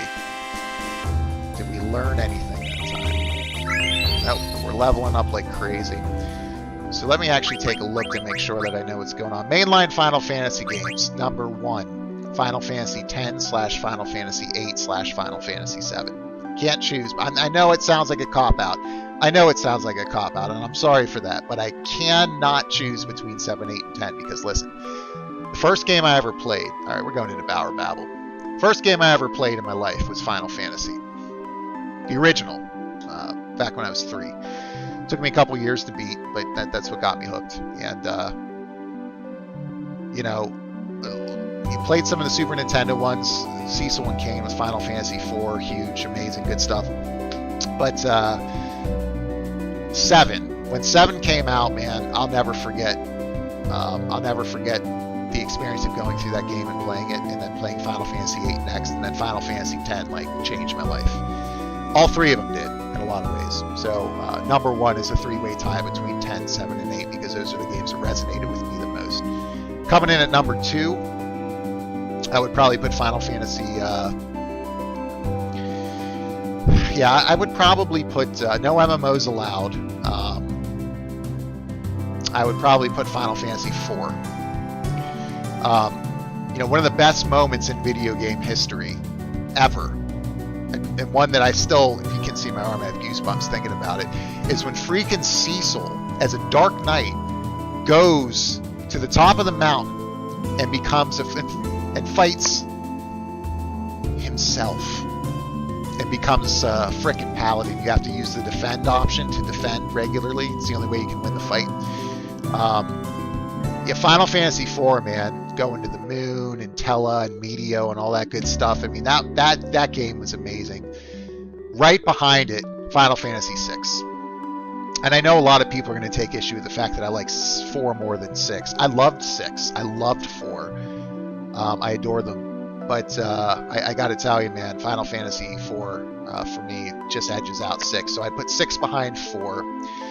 And then from that point, with no MMOs being placed in, I'd probably put Final Fantasy V. I really, really liked Final Fantasy V. No, I'm sorry. I'd put Final Fantasy IX. And then I would put Final Fantasy V. I never played the original 3. And then I would put Final Fantasy 1. And everything else afterwards. Final Fantasy, I'd say 15. Or 12 at that point. Sorry, Final Fantasy. So I put Final Fantasy 12 ahead of Final Fantasy... Or Final Fantasy 12 behind Final Fantasy 1 because Final Fantasy 1 was the first. And I have a special history with it. It got me into the series that I've been playing for 30 plus years now. So it's a little bit different. But 12 and then everything else. So between 15 and 13, I can't really choose because they're such poop. I would probably prefer 13 to 15 because 15 made no sense. It made no sense. The only way 15 would make sense is if you read you watched the prequel movie and you read a bunch of the comics and you read a bunch of different things to get the whole story. But that game was so unbelievably unfinished. It started off okay and then very quickly just went off a cliff. I can't remember the last time other than the Final Fantasy VII remake that a game went off the edge harder than Final Fantasy 15, where you just very blatantly come across parts of the game where the game was just rushed to completion. It wasn't finished. They set backgrounds on fire for no reason. There are areas you were very clearly meant to explore, but they ran out of time, so they just put up little barricades with sides to them that look like you could wiggle past it or move easily past it, but it's just an invisible wall there. You know, people sending you out to look for spilled beans. You're the king, okay? And everyone knows you're the king. So you can't even feign ignorance on this, and people you come across are like, oh, hey, go research frogs for me. Oh, hey, my cart of beans spilled. Literally, this is a side quest. Cart of beans spilled. And by the way, on the map, it's as far away in that top northwest corner as possible. As if you could see Square Enix intentionally being like, what is the statistically farthest point on the map that we can place this for the character? To go get these damn beans and bring them back 3 times, or however many times you did it. You did it more than once. It was just such a major letdown. But I think that covers all of them. 12 is a good podcast game. Press play and grind for hours. Yeah, you're not kidding. You're not kidding. And I do got the Zodiac Age queued up, man. I'm going to be playing that, or 14, going back to 14 here at Jaeger shortly.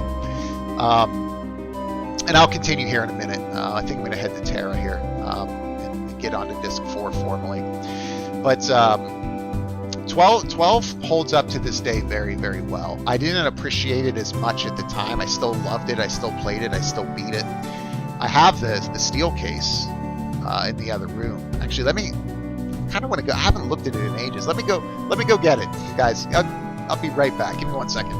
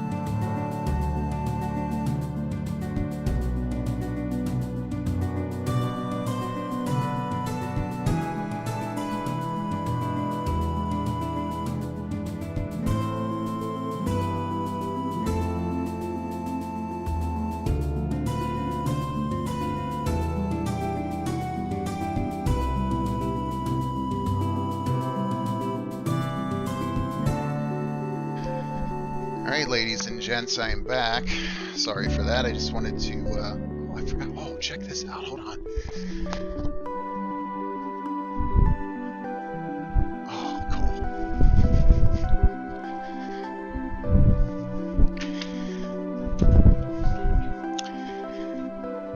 cool. So I just went into the vault to pick up some things here. Probably got nobody here watching anymore, and that's fine. Let's see. Alright, I still got 3 of you. So while we talk about some things, Final Fantasy XII: The Zodiac Age, what Jaeger is talking about, absolutely worth playing. Phenomenal game that was so far ahead of its time. I'm telling you, man, the concepts in this game and how they are implemented, I can't believe how far ahead of its time it was. It's still to this day holds up to anything that's out there. Very MMO-ish. Came out 2006. Yeah, someone check me on that. I think it's 2006 on PS2. And you know, I couldn't personally appreciate it as much when it came out as much as I did later, which was great. But here's my original steel case of Final Fantasy 12. And I knew it was out there somewhere. You got like kind of these bonus features back when you had like DVD, and DVD was like, oh my god! You know, people flipping out that you had a DVD player. Maybe not that far back, but somewhere in between. We've got like kind of like the 2-disc, you know, the 2-disc thing there. And, oh man, dude, this instruction book was amazing. It's nice. It's thick. And do you guys remember? Because I miss this, honestly, as a gamer. One of the things that I miss more than anything in the world, the first thing I would do when I got a new game, crack off that layer of plastic. Sexy, yeah. Take that off, open, you hear that little crunch as you open the game for the first time. And my first move wasn't to put that in my system. Is to take out the damn instruction book, and the first thing you do is crack it open, exploring Ivalice, and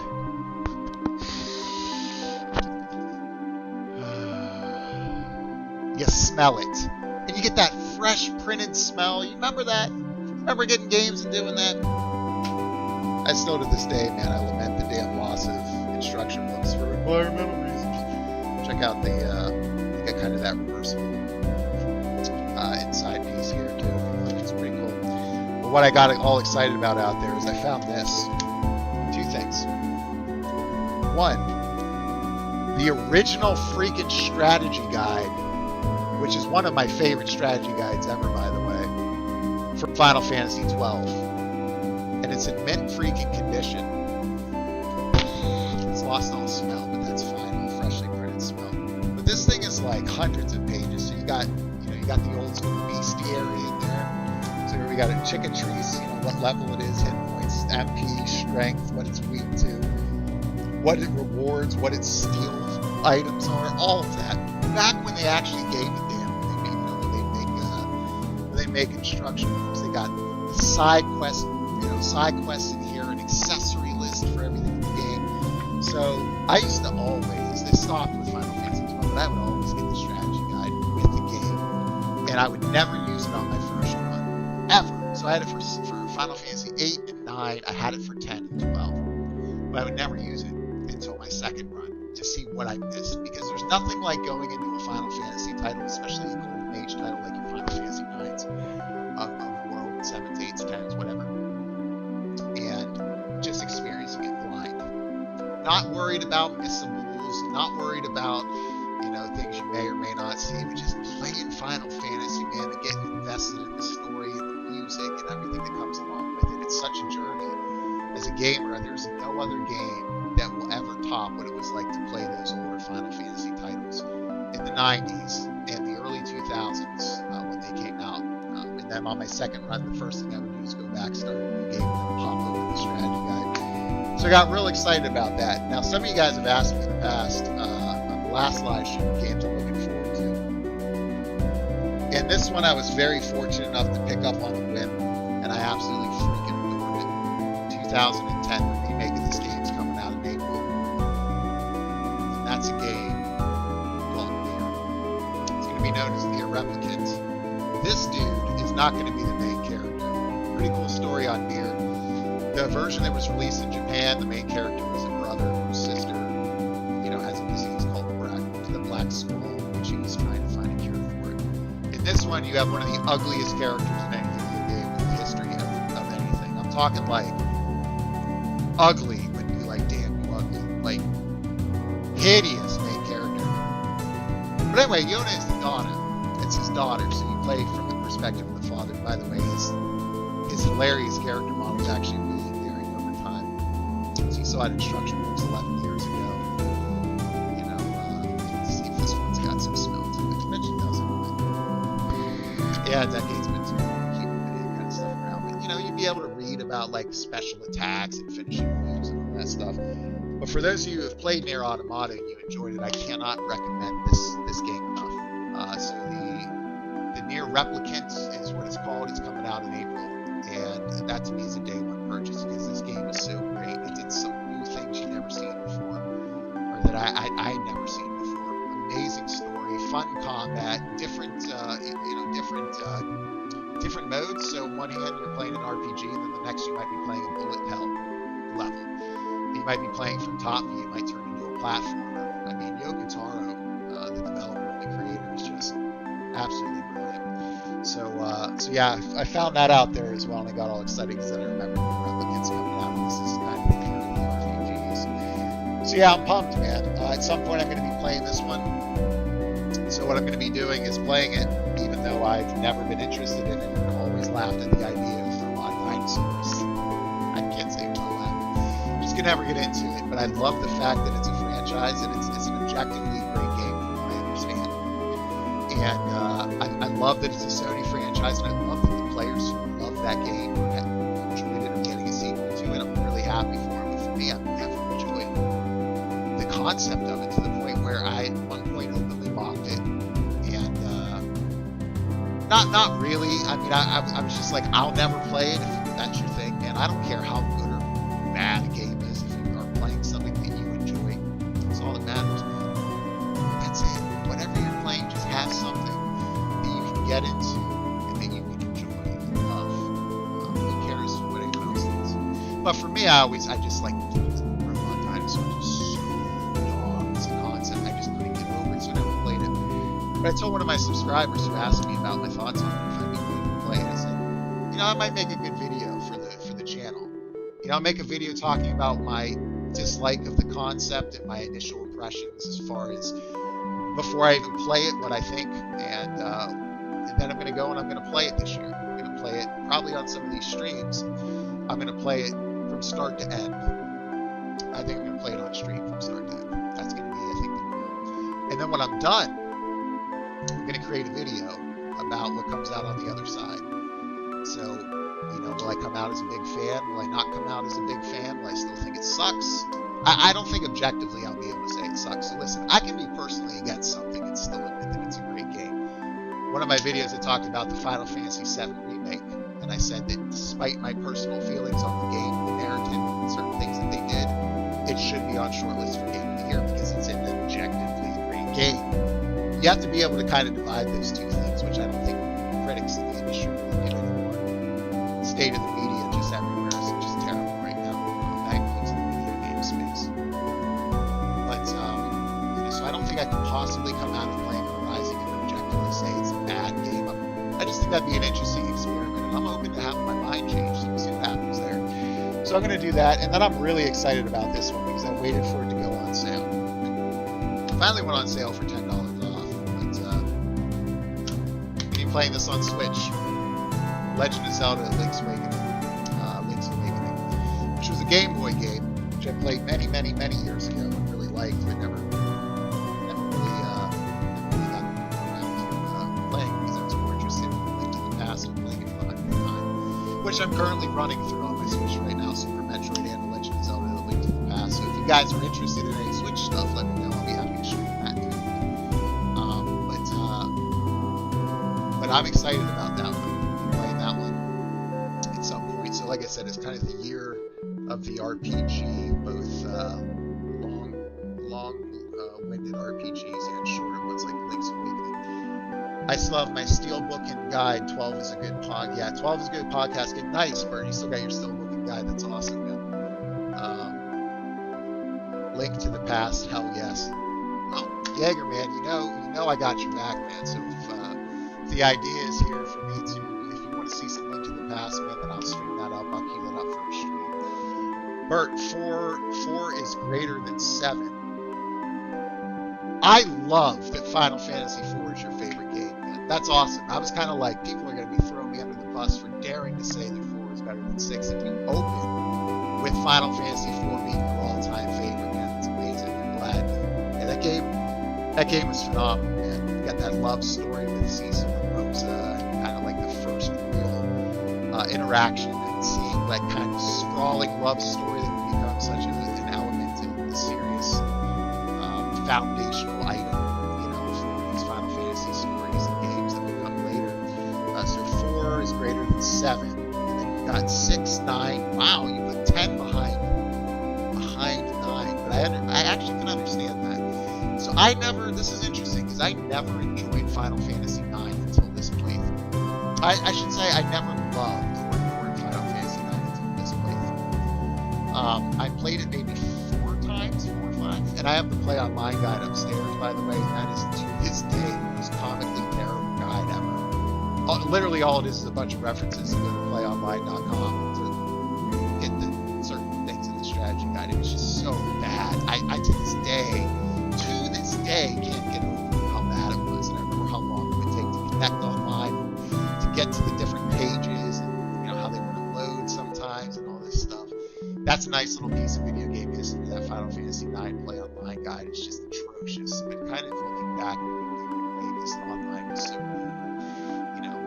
It had been around for a few years, but really still the infancy, I think, of the internet, and especially tying a guide directly to its bold choice, Square Enix.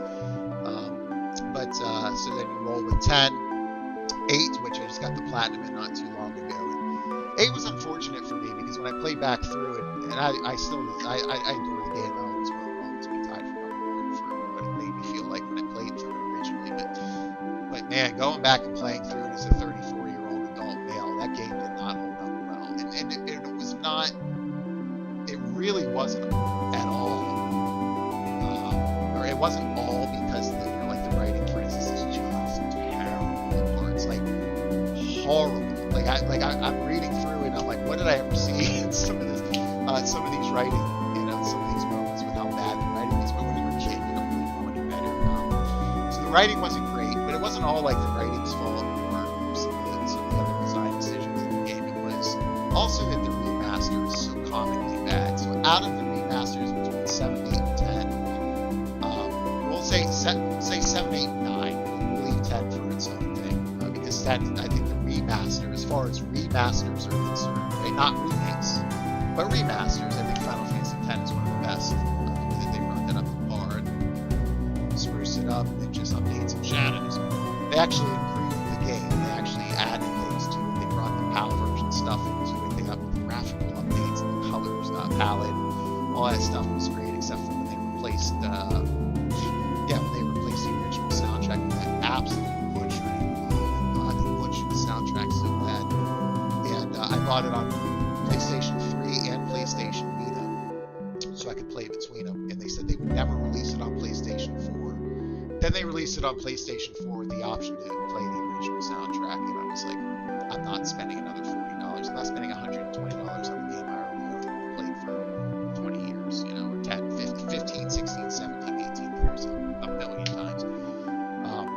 But no, the remaster overall of that was fantastic. But I think between 7, 8, and 9, 7's was good. It was essentially a straight port. 8's was awful, and they redid like the character and the enemy models and those types of things, which were fine for the most part. But then everything else was left as it is. And when you see these new character models against these unbelievably blurry, blown up models in the background from the old PS1, it's so ugly it actually takes you out of the game.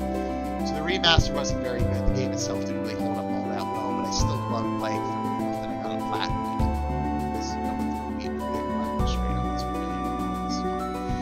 And then 9, I think, by far, right between those three, this is the best remaster of all. Seriously, took more time with it. They updated all the character models for the most part. They added some of those quality of life features that were present in the other games, but I think it's a little bit better here. So yeah, but this is the first time I'm really loving it. I'm gonna play through 9, so I'm happy to be playing through it. I'm about to hit disc 4, so I'm gonna head to Terra here and see what happens. I will say that 10 has the best battle system and the best summon system. It does have a great battle system and a great summon system. Yeah, I mean, for me, the summons were really cool, but I just love summoning in Final Fantasy, period. And summoning in this game, in fact, boosting in this game, let me get Dagger into the party here and just see. Oh yeah, the 80s music here on this shit. Let's get back to it. I'll button back on it.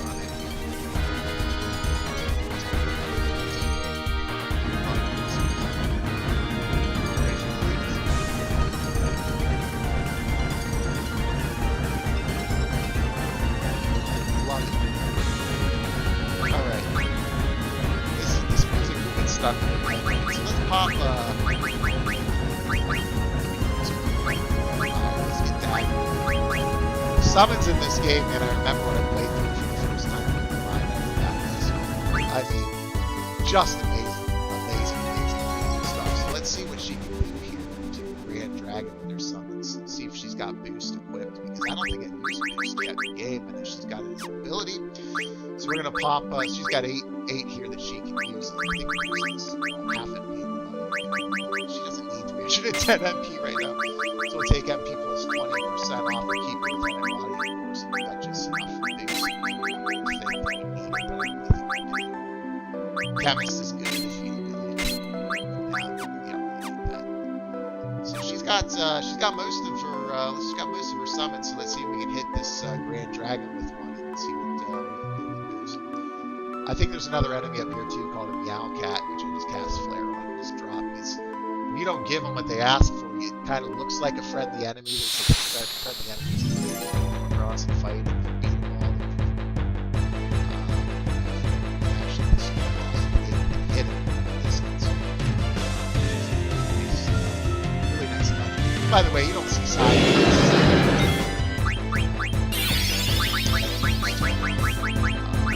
quest.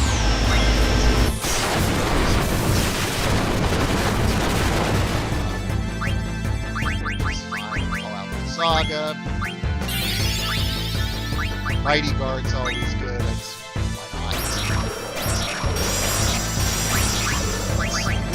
Some here, guys. Shiva, Ifrit, Raku, Odin, Live.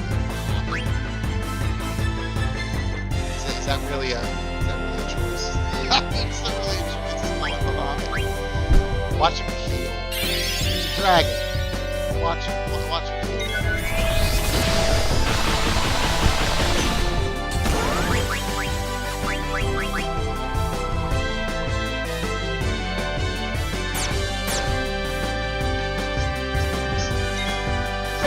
By the way, the one good thing I will say, there's a lot of positive things to say about the Final Fantasy VII.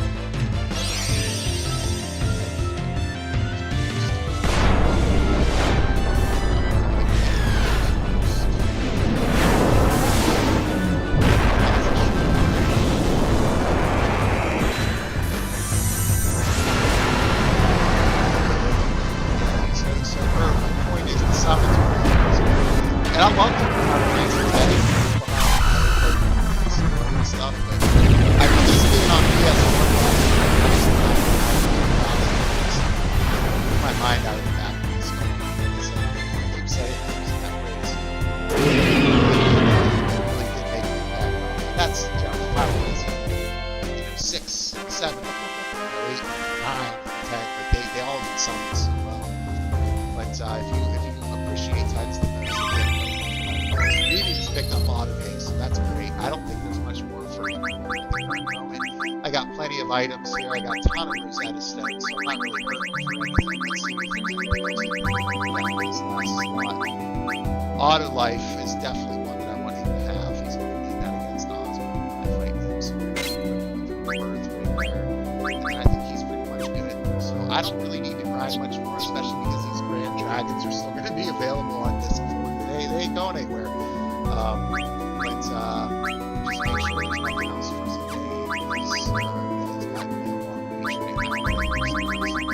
Because I can always equip that long reach later if I need it. So I think we're gonna head. I think we're gonna head to Terra. So let's head there. We use the tent as Fox, or rather Jaeger wanted me to rest up here.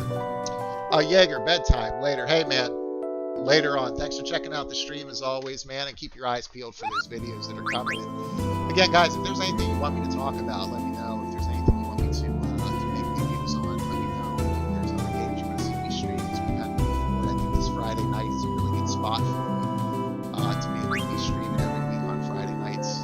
It's been a good time. It's been a ton of fun, and I appreciate you guys just hanging out. I love hanging out with other gamers. Love hanging out with other people. Just having fun and talking games and chilling out. That's what it's all about, man. Especially in the world we live in right now. Games are, I think, playing an important role. For me, I'm kind of like a video game advocate. You know, I'm watching grow from hobbies and things, and Mario and Tetris and Super Sprint and stuff to legitimate. You've probably heard me say this spiel before, but legitimate storytelling medium and art form. And games have helped a lot of people. They've helped me, felt that these games growing up helped me deal with some difficult topics and some difficult things, and being able to kind of just get involved with these awesome storylines and all the different genres you can play with, whether it's RPGs, visual novels, platforms, puzzlers, first-person shooters, thrillers, crime gamers, racers, sports games, it's assassin simulators, murder box simulators like NBA that we're playing here. It's good stuff. It's good stuff. So let's head to Terra. I'm trying to remember exactly where I need to go.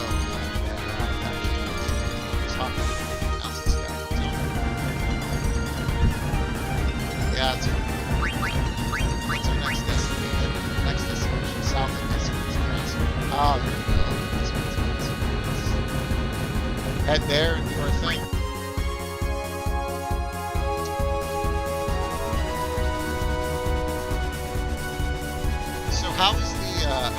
How is the music to my voice? Is it solid? Can you guys hear the never-ending story style 80s airship theme here in Final Fantasy 9 and hear my voice okay? Having any issues anymore with audio? If you are, let me know. I do have, not just show you because I'm going to show off, why not? I do have fully upgraded Chocobo. That's the wrong button that I pressed. Let's go ahead and get out of there. I should also mention I am going to start playing Final Fantasy 14 again. And when I do that, I can show it to you guys. I'm really excited about that. So we have Endwalker coming in at the end of this year. And I'm going to use some Gashel Greaves here. So I got the gold Chocobo. So this Chocobo, of course, can not only walk in shallow waters or cross mountains, this guy can go all the way into the deepest ocean. And again, like I said, if you want some quality of life issues, this is nice, right? So there's the 4 times speed if you want to get across the map a little faster. And again, that's not how I play, but that doesn't mean that I look down on or that people shouldn't use the features that are available for them. Just like, if you want to play a game on easy, do it. Enjoy the games that you're playing regardless of how you get them. But oh, there we go. Oh, yeah. By the way, when I was playing this game back in the day, when I was 13, yeah, I called these Kookaboos. That being said, I will never call Yuffie Yuffie. I heard them call her Yuffie in the Final Fantasy VII remake garbage that just came out about her episode, and how now she's working as a special agent for the Wu-Tai government, and now she's infiltrating Shinra. And then when you point out how ridiculous that entire concept is, they're like, oh, well, this could have happened before they met in the main game. I'm like, this is so stupid. This is so stupid. And they're also tying it to extra money for the franchise instead of just giving it away for free like they should. It's a whopping 2 chapters. We'll see what they price it at. But, yeah, so I just wanted to show you guys I do have the Chocobo. I've got access to an area called Chocobo's Air Guard and all that good stuff. I think we are both game advocates, and we both want to avoid the junk that ruined The Last of Us 2. Oh man, don't get me going on The Last of Us 2, man. Don't get me going on don't get me going on politics on my channel, man. In all seriousness, that game, The Last of Us 2, had far less. It was far less annoying to me than I anticipated it to be. I thought the game overall was good. It's all right. Look at me. It was the incessant game of the year. Like, let me tell you something. That game shouldn't have even been on shortlist for Game of the Year, let alone have won it. What do you get with The Last of Us 2? I'll tell you what you get with The Last of Us 2. You get a game that offers one playthrough, that is bloated intentionally just to make a double-digit time, and asks no hard questions whatsoever outside of things like, have you ever killed a pregnant one before? No? Do you want to? No, you don't, no. I don't want to, but I know you're going to do that because you want to be edgy. The things that happen in that game make no sense. Regardless of what you think about the story, from a Game of the Year perspective, there's absolutely no excuse that The Last of Us Part 2 should have been winning Game of the Year up for it. Okay? The game is 8 years released after the original masterpiece, which I thought was a bit overrated, honestly. I loved it. I thought it was fairly overrated. Best games I've ever played, but I give it a solid 9. I love the story, love what they did with it for the most part. But it had a really unique multiplayer mode that kept you coming back for hours after you had stopped playing the main game. It was unique, it was fun, it had great DLC, or at least solid DLC, some good stuff. 8 years later, the sequel doesn't offer any of that. No multiplayer, no DLC. Just a single bloated playthrough with identity politics. And yes, the identity politics and some of the political stuff weren't as in your face as I expected. They were still present, and they were just more annoying than anything. It was like some of the stuff in there was just very transparent, very annoying, and not creative at all, in my opinion. The game had amazing graphics and set standards, I think, for animation in console games, and it should be lauded for that. But in a year where you have, like I said, the Final Fantasy VII Remake, regardless of how much I dislike it personally, Doom Eternal, Genshin Impact, any number of other games that could have been, Hades, that could have been up for Game of the Year. You not only put The Last of Us Part 2 on the short list, you have it in multiple places for political reasons. Just awful. Just awful all around, in my opinion. I think that Neil Druckmann completely destroyed the franchise. And I, to be fair, I got to change out my headset mic here as well, real quick. Let me do that. Or my battery on my headset.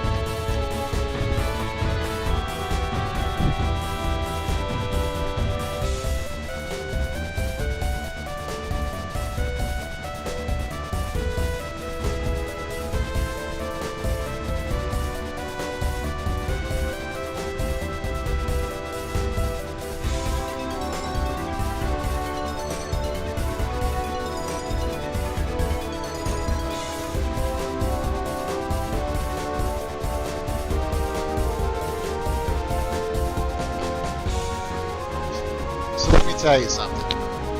If you're looking for if you're willing to spend a little bit of money on a good headset, this Arctic Pro Wireless is amazing. You always got a battery on hand, so you never run out of battery. So I just pulled this bad boy out. It's just like a little slot right here that you just slide in and you pop. I did it the wrong way. You slide it in here and you just pop it down, and it's charging while you're using your headset. It's brilliant. They're fairly expensive. They're $300, but you can get deals on them around certain times of the year. That's if you're like an audiophile. Otherwise, the other headsets that are out there, the Sony Gold's, those types of things are fine. I'm not saying you have to get an Arctic Pro Wireless or an Astro A50 or anything, but if you're an audiophile and you really kind of like and appreciate the differences in audio quality, I can't recommend them enough. But back to The Last of Us before I head to Terra here. That's the water shrine. Can't remember that's where I'm supposed to go. I think it is. I made some videos about this on my YouTube channel. If you haven't seen them, I encourage you to check them out. One of them is probably the worst thumbnail I ever did for one of my videos, but it's essentially me comparing what they're doing with Ghost of Tsushima with what they did with The Last of Us Part 2. So, regardless of what you think about the story in The Last of Us Part 2, because that's, man, that's... I don't know if you can find another story that's going to provide people more. You either loved it or you absolutely hated it. Me, I hated it. I hated it. I thought it was horrible. Horrible. Like, with the passion of a million burning suns. But I can understand why some players might love it. I can. I'm not gonna argue with it. You take away the story that's objectively, it's a fact. It's divided. Like it's polarized the player base. And you just look at a game that offers essentially one playthrough, and unless you want to, if you want to play through on a harder difficulty, okay, I don't really count that as, unless it's going to give you tangible benefits for doing so. I don't really count that as additional content. So you get one playthrough, no DLC, no multiplayer mode. In a year of very strong games, it just wasn't strong enough. It's okay to be a good game. Objectively, I think it was a good game. I think like an 8, 7.5 to an 8. It's good. It wasn't game of the year. So seeing it win all those accolades was just phony and fake and artificial and done for reasons. But that's me anyway. So here we go. We're gonna head to Terra here, and I don't remember anything actually about what's coming up. So it should be interesting to see if I have to fight some bosses, if I get wiped out, or if I'm going to be able to get through and kind of remember and recall what to do. Are you going to be okay by yourselves? You're the one who suggested we split up. Yep. Dangerous me dagger. It's not that I don't trust you. So look at the character models, what they've done here. They've done such a great job with the character models in this game, how they've kind of brushed them up, and maybe it would help if I actually showed you the game I was playing. Oh, there we go. So, again, I know you guys probably aren't getting the same quality that I am, because I don't think I'm streaming in 4K, but this looks absolutely beautiful. The way that they've improved the character models is just fantastic. You better get going. You can take all points simultaneously. You're right. Yep. Blah, blah, blah. Where are you going next? You're going to drop off. My power is protected high atop the fiery mountain. I was afraid. Oh, so I remember this is where you have to go to all the different locations, and then you have to fight a couple bosses as each character. And I can't remember the specifics. I'll be back to get you guys soon. That's fine. Okay. Now to the meta god, all the girls can talk. Girl talk. Oh, the music's a little bit loud, man, compared to my voice. All right, let's see if this works. So Bert, let me know if that's a little bit better. Select 4 party members. Yeah, we're going to roll with Steiner and Vivi. I remember they're together. I think Quinn ends up with Zidane, if I remember correctly, but it's been a while. So I'm going to have to go to these different locations. We're going to go and take out... Oh, I know where one is, because there's like this giant crevice that's got all this wind blowing. I tried to get into it a bunch of times before I remembered, oh, I can't get to this until like later in the game. So this little spot here, that's Chocobo's air guard. If you have a Chocobo, you can fly up high and get to it. It's really neat. Again, part of a really cool side quest. So I think there was one actually right over here, wasn't there? Let's see. Yeah, there we go. Wind Shrine. Right. No. I think so. I guess not. Let's head back inside here and take a look at where he wants us to go next. I'm going to check my next destination. Mountains northeast of Estogaza. Okay, so that's up on the Mist Continent. No, not Mist Continent. That's up in the Ice Continent way up here. Ooh, I'll need to come back here and catch 99 frogs. There's a super boss you can fight, or a secret boss rather. The super boss is Ozma, who's like this big floating ball that's incredibly difficult and super smart at the attacks that he uses. So if you've got like reflect on all your characters, he won't use certain types of magic. If you don't have characters at a level of 4 or 5, they're divisible by 4 or 5. You won't cast like level 4 Holy or level 5 Death. It makes the fight, no matter how highly leveled you get, extremely challenging.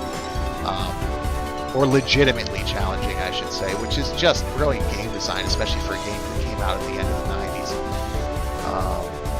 Here. There it is, yeah. Fire Shrine. Alright, so who we got here? Amarant and Freya. Gonna overheat just a little closer, okay. Get close to the volcano, use your herd for the shrine's entrance, head for the shrine's entrance. Why do I have to go with her? Well, tell us how you really feel, Amarant. He's the lone wolf loner. Amarant, from a character development standpoint, is shockingly shallow. He doesn't really do much in the game, just complains about being part of a team, but then he's like, I'm going to be part of your team to learn from you, Zidane. Like, he's a cool character design, but he's about as interesting as a rock. And not even a cool rock like a geode, like any rock you'd see on the side of the road. Tornado, pairing up Steiner and Quina. I think I'll ask Vivi to babysit Steiner. So I don't remember what bosses I'm going to come across here.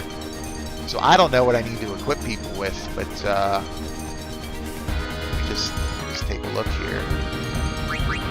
So let's take a look at our abilities. So I'm going to make sure Vivi can't be silenced. That would be terrible for him. So we're going to take level up off because that's not important now. Ability up, come on. We're still going to rock half MP, antibody. I've got plenty of what do you call it? What's wrong with me?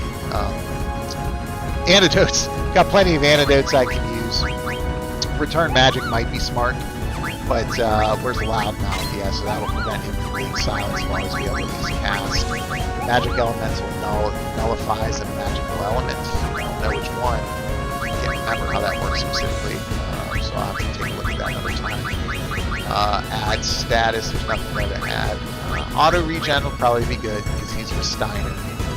And there's no real direct way to heal outside of certain items. Auto reflect might be.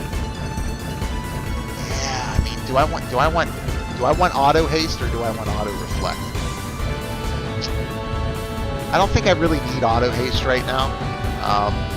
We're gonna roll with auto reflect because it's not, like I said, it's not like Steiner's gonna be casting magic spells on her. So half MP plus 20%, which probably isn't needed if I'm being fully honest. I'm one away from having auto regen. That's such a kick in the balls. Okay, so here's what we're gonna do. We're going to roll with auto haste, auto reflect, half MP, and Loudmouth, so he can't be silenced. If he gets berserked or something, that's fine. I'm not worried about that. So Steiner's got both HP 10 and 20% MP attack. He doesn't need that. Let's see, counter is always good on him. Level up can go away. Antibody, I'm also going to take the base. So now I'm sitting here with 19 ability slots here to use. And again, this system was so awesome when this game came out. I still to this day I love it. It allows you to be flexible even though these characters have essentially predetermined jobs. It's not like Final Fantasy XII's licensing system, for instance, where you can kind of select what jobs you want your characters to fill. But you can still customize them in a way where, yes, Steiner's still going to be your tank, he's still going to be like your main damage dealer in a lot of situations, but you can still also customize them up to play quite differently depending on what you have equipped through these ability gems. You do that for everyone, so I love that. I always have. We're going to pop him with auto reflect as well because that lasts throughout the whole fight. That's going to be helpful. Quina, yeah, auto regen, that's fine. Auto haste, that's fine. Ability up, so auto reflect, I'm 5 away from. Take off antibody and ability up. I'll put auto reflect on there and see what that does. And Zidane, auto reflect, auto regen. Master Thief, that's going to give me better items, which is great because we're going to be fighting bosses here, and having Master Thief is going to be good. It's going to allow you to steal those better items quicker, especially if you max it or combine it with what is it here? Ugg and Bandit. So Bandit allows you to steal to increase your rate of steal. So you'll be able to steal more regularly, and then Mug here allows you to damage when you steal. I don't think everything you can deal with that too much. Antibody is going to come off. We're going to keep Bright Eyes on just in case someone tries to blind it. And let's see. I'm kind of worried about body temperature. So enemies, there are some unique status effects in this Final Fantasy title, right? Something called freeze, where you get frozen, and then if an enemy physically attacks you, it kills you instantly. And even worse, so heat will, if you take any action whatsoever, dead. So this will prevent against both of those. And as we're kind of getting later into the game, we're about to hit disc 4. It's going to make a lot more sense to probably have body heat or body temp. So maybe I should put that on some of the others here. But we'll see how it goes. If I die, I can retry and kind of re-equip some of those things. So I just want to make sure that he can't start jacking people up. Where's clear-headed? Yeah, I want clear-headed on there as well. Bandit's going to stay. Let's see. Body temp master. What else is here? Auto reflect, auto regen. I don't think it's auto regen. So I'm going to put. Yeah, I'm going to put.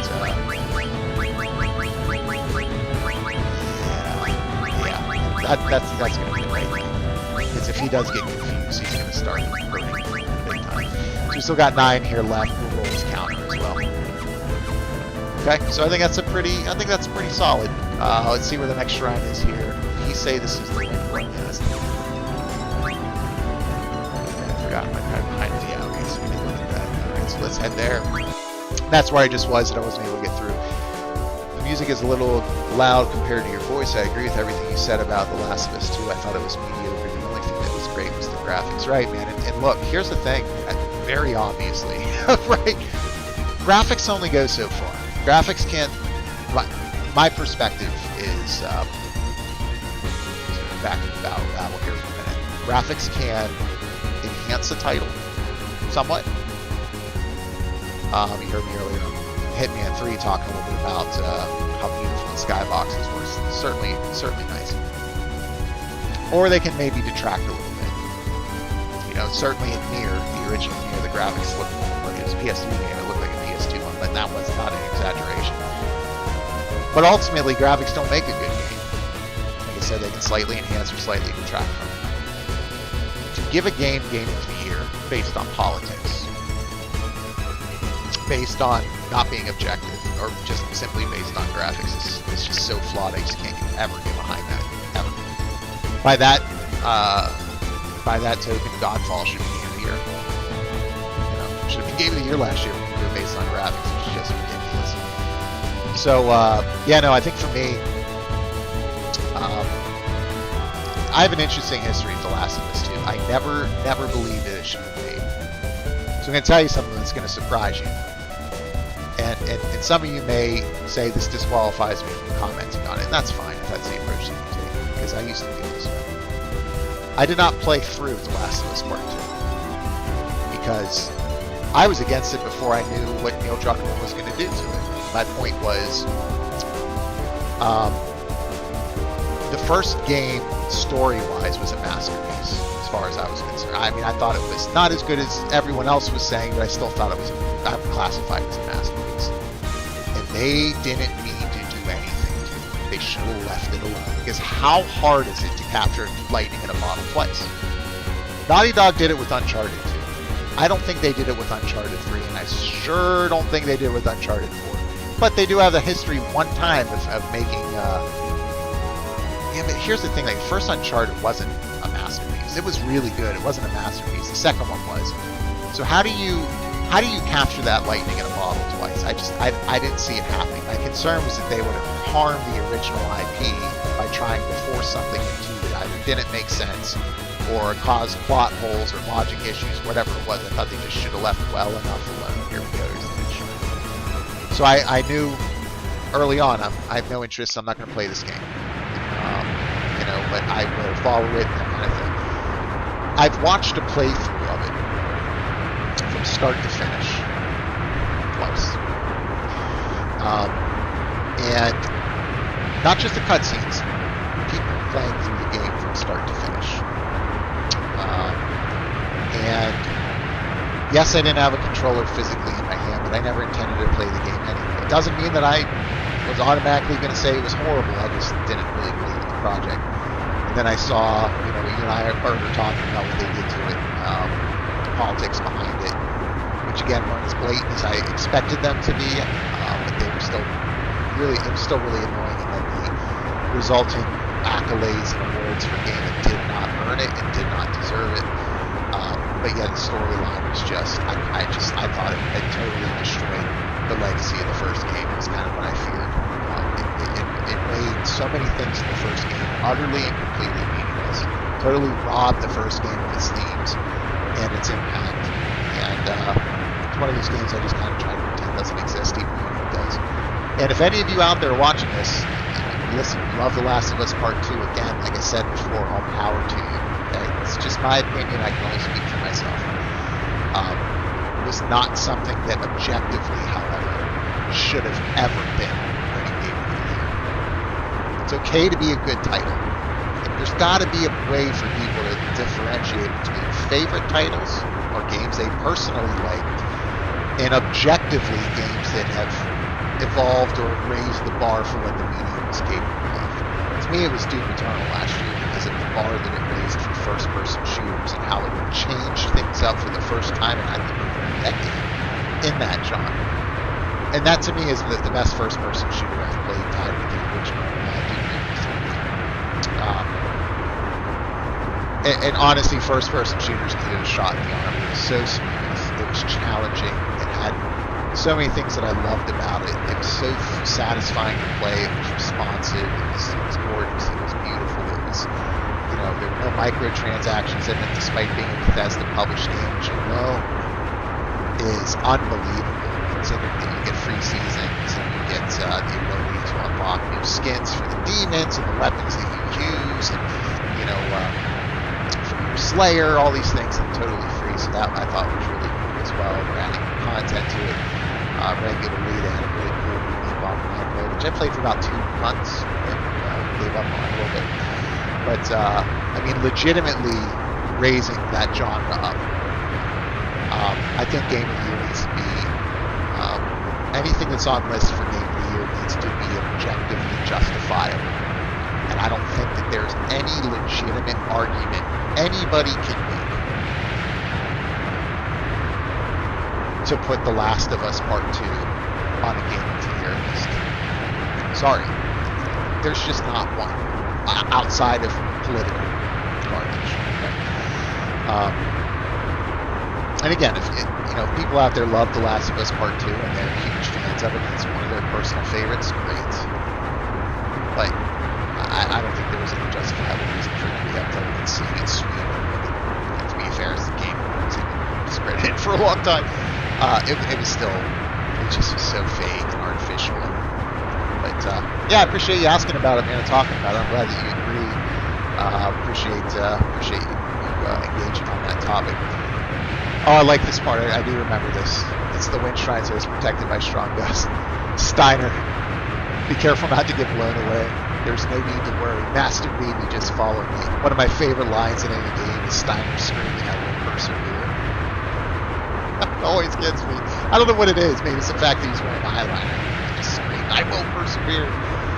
It's ridiculous. And I think it's so funny because he's 33 and he's considered like this old man. JRPGs, if you're like in your 30s, you might as well be 75, right? But they kind of held back a bit on that in this one, where Steiner's considered older, but he's not like the old man in Call of Games and stuff. Well, I guess the name probably does, but sometimes. So anyway, he goes up here and the baby starts to walk. See, there's nothing to fear in there. Master Baby! I really like the dynamic between these characters, by the way. Kind of how, with the exception of Amaranth, one of those two really don't have much character development to speak of. But just kind of how, Steiner and Baby interact, and Zidane and Steiner, and how their relationship grows over time. It's very organic. It makes sense how they come to appreciate and respect and ultimately love one another. And all the other members of the party kind of have these relationships that you get to watch grow, which is a great trait of any great RPG out there. Like I said, with the exception of Amaranth and Quina, which are kind of like fairly bland, I'll be So they're going to pop off the ship here. I see a third person's hopped in here. Thanks for joining the stream. This is BauerKillz, hanging out on a Friday night. Played a little bit of Hitman earlier, playing some Final Fantasy 9 now on my PlayStation 5 because I'm that guy that plays 1999/2000 games on the system. Because why not? There's nothing wrong with getting a little bit faster loading times on the game you've been playing for 21 years. Alright, so Zidane's with Quina. We should check our equipment to see what blue magic Quina can do. She'll be fine. I'll probably just instantly cast Magic Guard. So I think this is actually, if I remember, same continent or similar continent. We're going to be out here on the floor somewhere. We're going to see what we're going to come across here. Over here. I feel like it is on this continent somewhere. So let's take a look. Hey, Bert. Is my voice and the music a little bit better balanced, man? I did mess with the audio there a little bit, but what's this? No, that's one of the trees. Let's see. One of the tree vines on the ground there belonging to the Aoife tree, which obviously plays a huge role in Final Fantasy 9 from a plot and lore perspective. Maybe it was up here actually on this continent. There's Chocobo's air garden right there. If I had my gold Chocobo, I could fly up there and do some things. I'm not gonna bother with that now, obviously. Actually, I think I'm right. I think it's over this way, or maybe not. Condi Pete is over there. There's Aiko's home maintenance area. You know what? We're gonna go talk to this. We're gonna go talk to our buddy here on the ship and see, because I don't want to just fly around aimlessly. All right. So what's our next destination? We've got 3 people dropped off. Desert Palace, southwest of the desert. Oh, okay, it's the Desert Palace. That's where. So I am on the right continent. So this is where Kuja had you kind of trapped a little bit earlier in the game. Desert Palace. Let's take a look at our map here. It's over here, I believe. Yeah. Okay. So it is. I'm gonna call that the same continent. Okay. It's technically connected. It's technically connected. So we'll roll with that.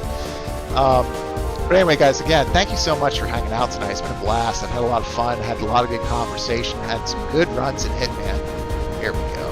Had some good runs in Hitman. Having some fun. I'm going to head to Terra here, and then I'll probably end the stream here. It's been got live for about 3 hours. But every Friday night, I'm going to be here playing. And I'm going to start getting videos back up, like I said.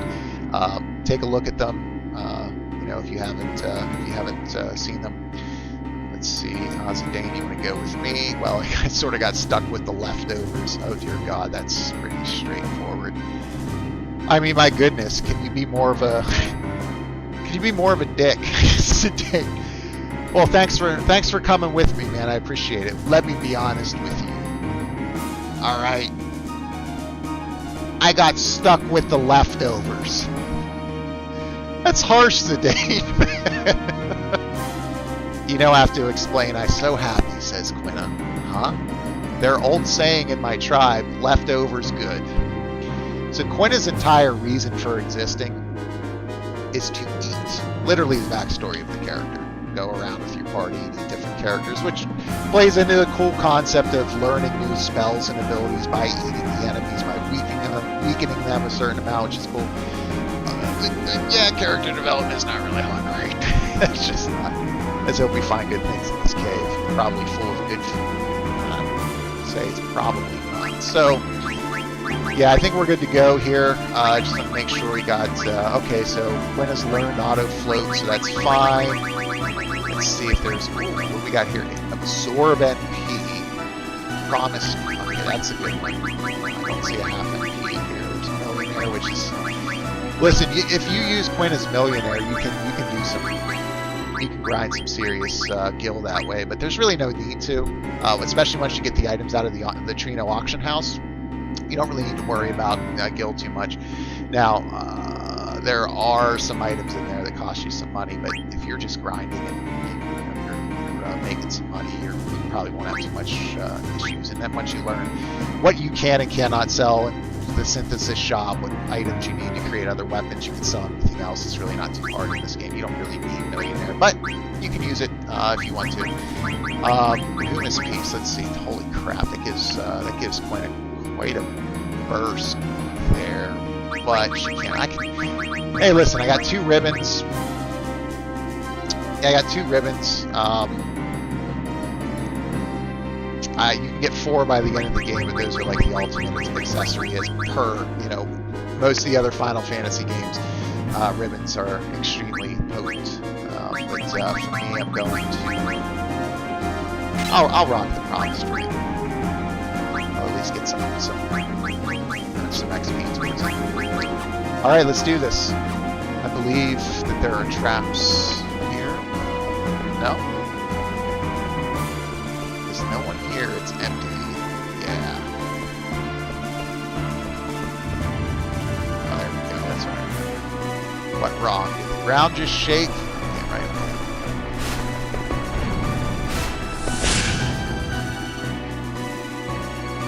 This place is empty, says Aiko. Let's keep quiet. That is. Probably got scared of us and ran away. Aiko's funny, man. I hope so. Or, let's see, I hate it when you fret like that. That's why I always worry about you. What are you talking about? Oh, nothing. I just have a lot of things on my mind. Yeah. Let's get to the boss fights now. Alright, here we go. Nope. Back to Point A to Dane. We almost flat like pancake. Yep. Hope there aren't too many more of those. Yeah, I agree. That was on.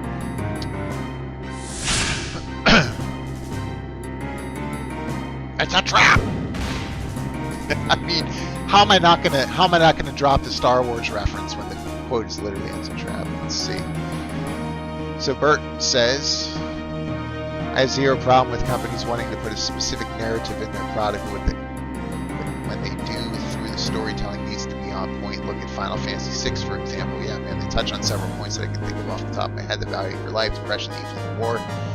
It's better. The airship music isn't blowing my ears out now. That's good. That's good. Although, depending on what you think about the airship music, maybe not so good. Because, man, I love that airship thing. You could kind of tell that they took a little inspiration from the Ragnarok theme in Final Fantasy VIII, I think. But, yeah, I'm glad to hear the audio is a little bit better. So I'll keep this mix for the next time I stream.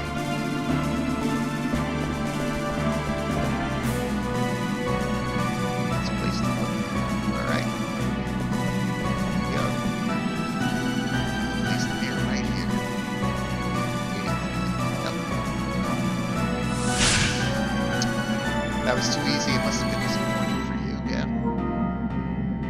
I'll place some here. I can't remember who fights. I think there's one set that doesn't fight.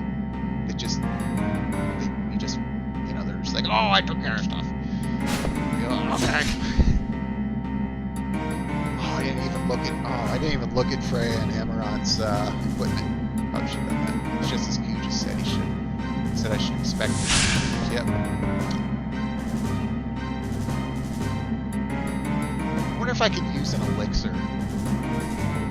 So in Final Fantasy, sometimes you can use like a Phoenix Down or an elixir, which just instantly kill bosses, or undead bosses, or undead enemies. So I'll try that here, see if that works. Because it's always fun to do that. I always love that. We are the Guardians of Terra. Yep, Guardians of Terra. Filled with the power of Terra itself. And I mean, they even took the time to update the models for all of the enemies and stuff in the game. But this remaster was great. We still have those old PS1 backgrounds, but they're not getting in the way, right? With the new graphics and the touch-ups that they did on, like, your Final Fantasy VIII, which just looks like a train wreck. This Terra, we cannot become Guardians of Chapter 4, which we're talking about this will provide pleasure for them to work these lines. Cool! Just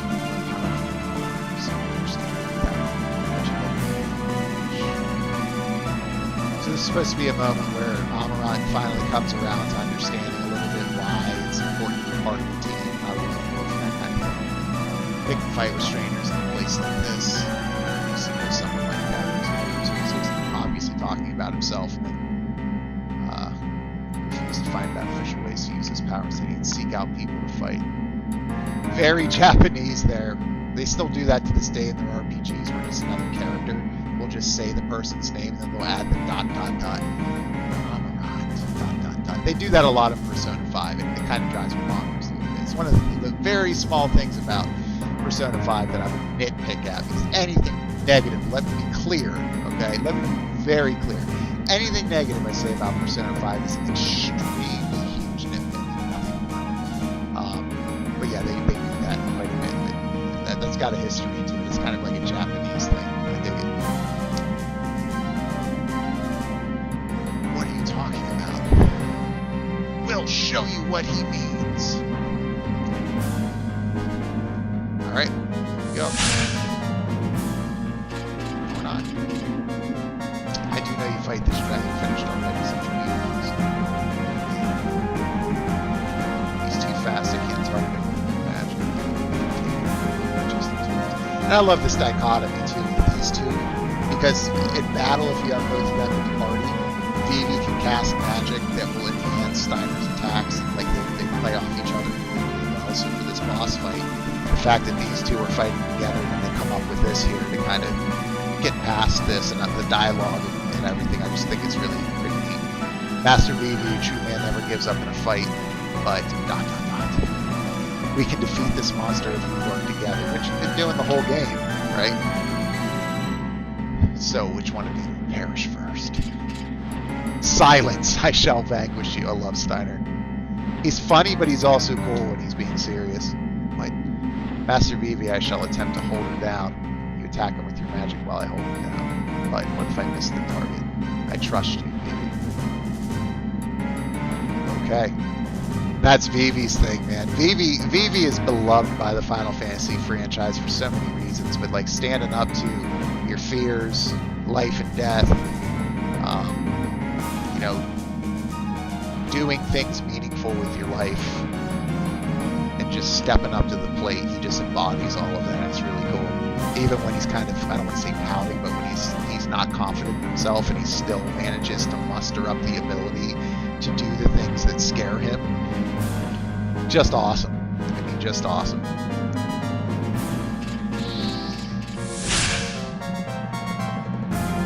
Fusion told us that we ate rats. So it's just the two of these two feast prepared. Oh man, that'd be sweet. I'd probably be pretty hungry if I was in this shrine. Looking for some corn dogs, man. Our corn dog is slopping out. You know, where he eats everything. You know. All 4 shrines at once. How futile. See about that. Let's try eating. Oh my god, Coin is such a bad character. I mean, from a gameplay perspective, fine, but not the best character. What will you lower life forms do on Terra? F stuff up!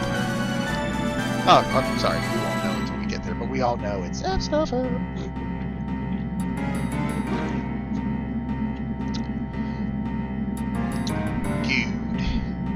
I shall show you the true meaning of fear. Alright. I do like the boss music in Final Fantasy IX too. There's not really any bad boss music that I can think of in the franchise. So we got pretty well-leveled characters here. I think we're going to be able to... yeah, we got auto-reflect on there. So I got that master... so we got the rubber suit right away. So, I mean, this is probably not necessary, but I'm going to go ahead and just, because why not, I'm going to cast my guard here. See what else we can steal, because I've got this, remember, Zidane is sitting here right now, equipped with bandits, and so it's going to be able to steal pretty easily here.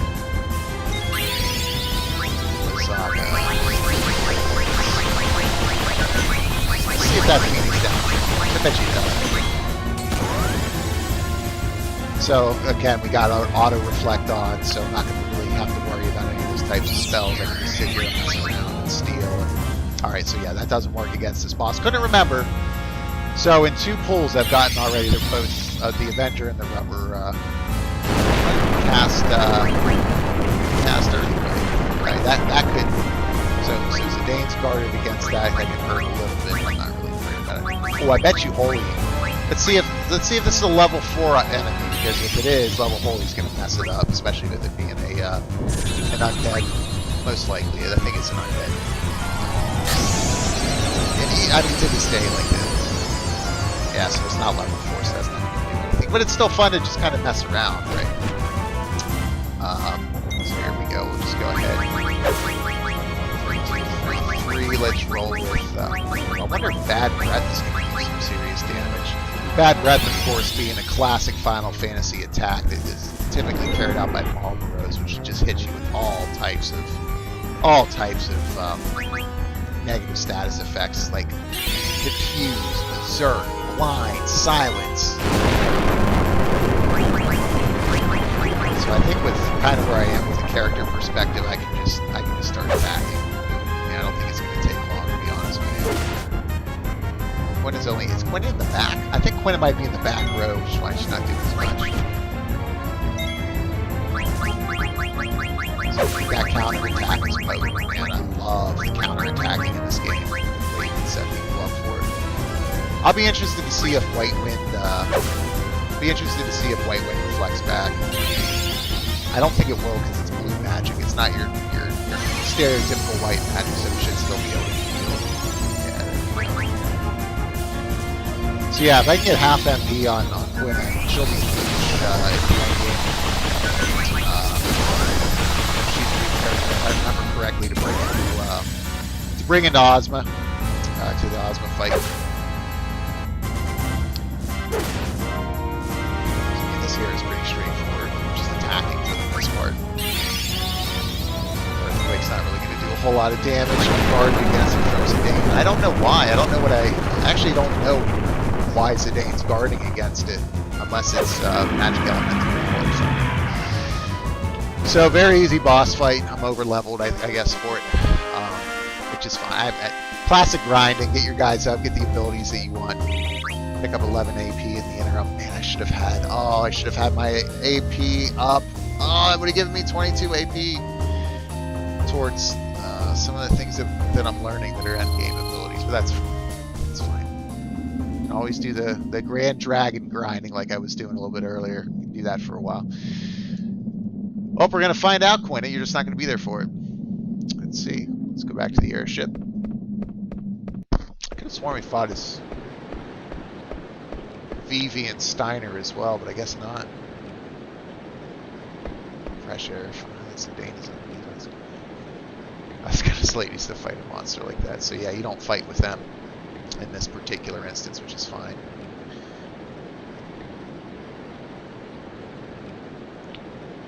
Completely forgotten. What is it? Of course, Dagger cut her hair not too long ago after Alexandria was wrecked. Here's a question. Oh, I know she's going to ask. I've been waiting for a chance to ask you for the longest time. Give me an honest answer. Well, you have to ask the question before I can answer. Do you love Zidane? Yeah, she does. And you know she does. But why? Why? Aiko's got like a mini crush on Zidane when she's 6. She's young. And she looks up to Dagger, and they both kind of share a lineage, which you kind of like learn about it. It's really cool. Hey, it's the airship. Zidane's back. Let's go, Aiko.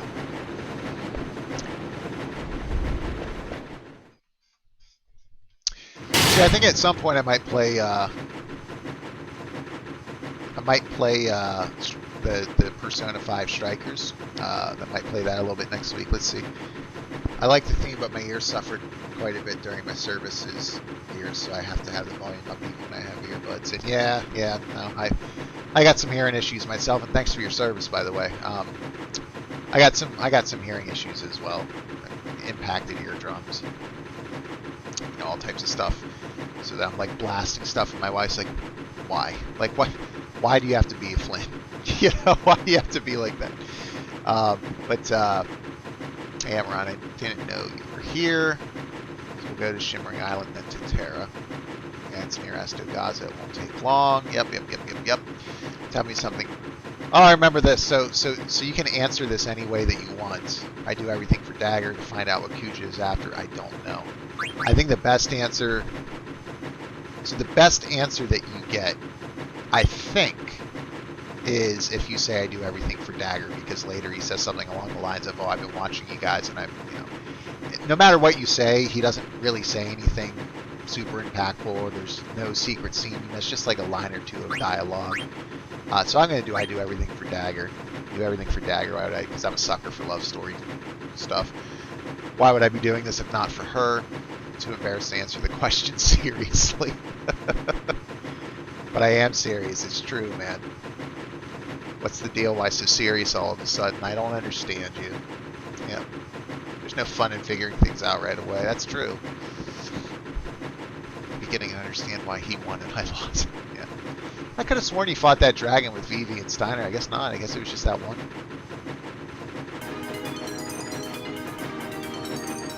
Interesting. Okay. Well. Yeah, I mean, I think what I'm going to do here is I'm going to pop in Dagger. And I'm going to pop in the other 4 here. And I do kind of want Steiner. Yeah. Let's put Steiner in. Let's put Dagger in the bottom. It's always hard for me because there are so many different mixes here that you can utilize that are effective and they're fun.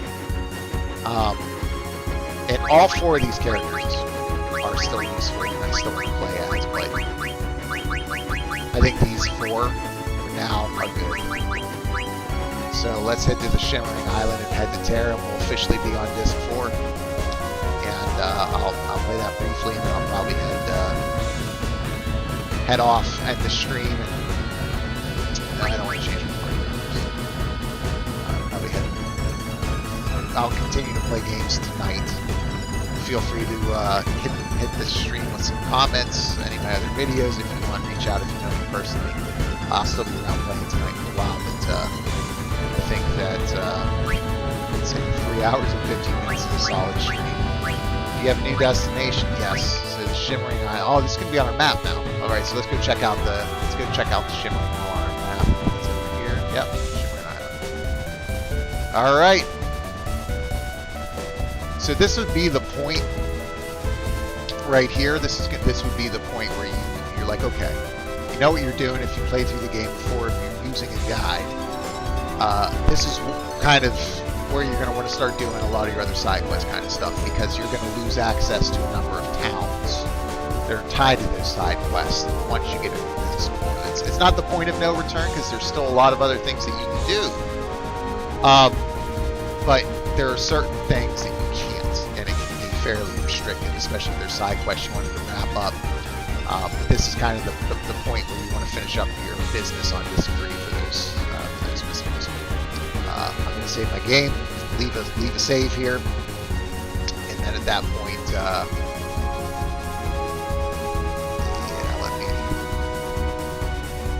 I can't land on if there's not grass, I can't land on it. So let me land here quick. I should probably actually, now that I'm thinking about it, I should probably catch a couple frogs, because I need to get 99 of them to get the ultimate, the secret boss and the ultimate weapon for this character, I believe. So let's bring Quinn into the party, because she's the only one that can catch these dang things. Doesn't matter if she's placing Quinn there, get out on the field. Destination. Down, there we go. Head into Q's Marsh. So thanks again, guys, for taking the time to hang out with me tonight. I know I've been saying that a lot, but it's been really cool. I've really enjoyed tonight. Really had a lot of fun last week. Had a lot of fun tonight. Looking forward to popping up some more videos and continuing to engage with you guys, because I get all types of really good questions and comments and feedback from you guys. So don't hesitate to reach out anytime. And thanks again for your support. There's a lot of frogs here right now. We got 2 tadpoles up there as well, which is great. Which means that we'll have some more frogs coming in sooner rather than later. Yes, of course, you can catch some frogs. I think I'm at like 60, maybe 60, 65 frogs caught. So okay, 58. It's not far off. 1,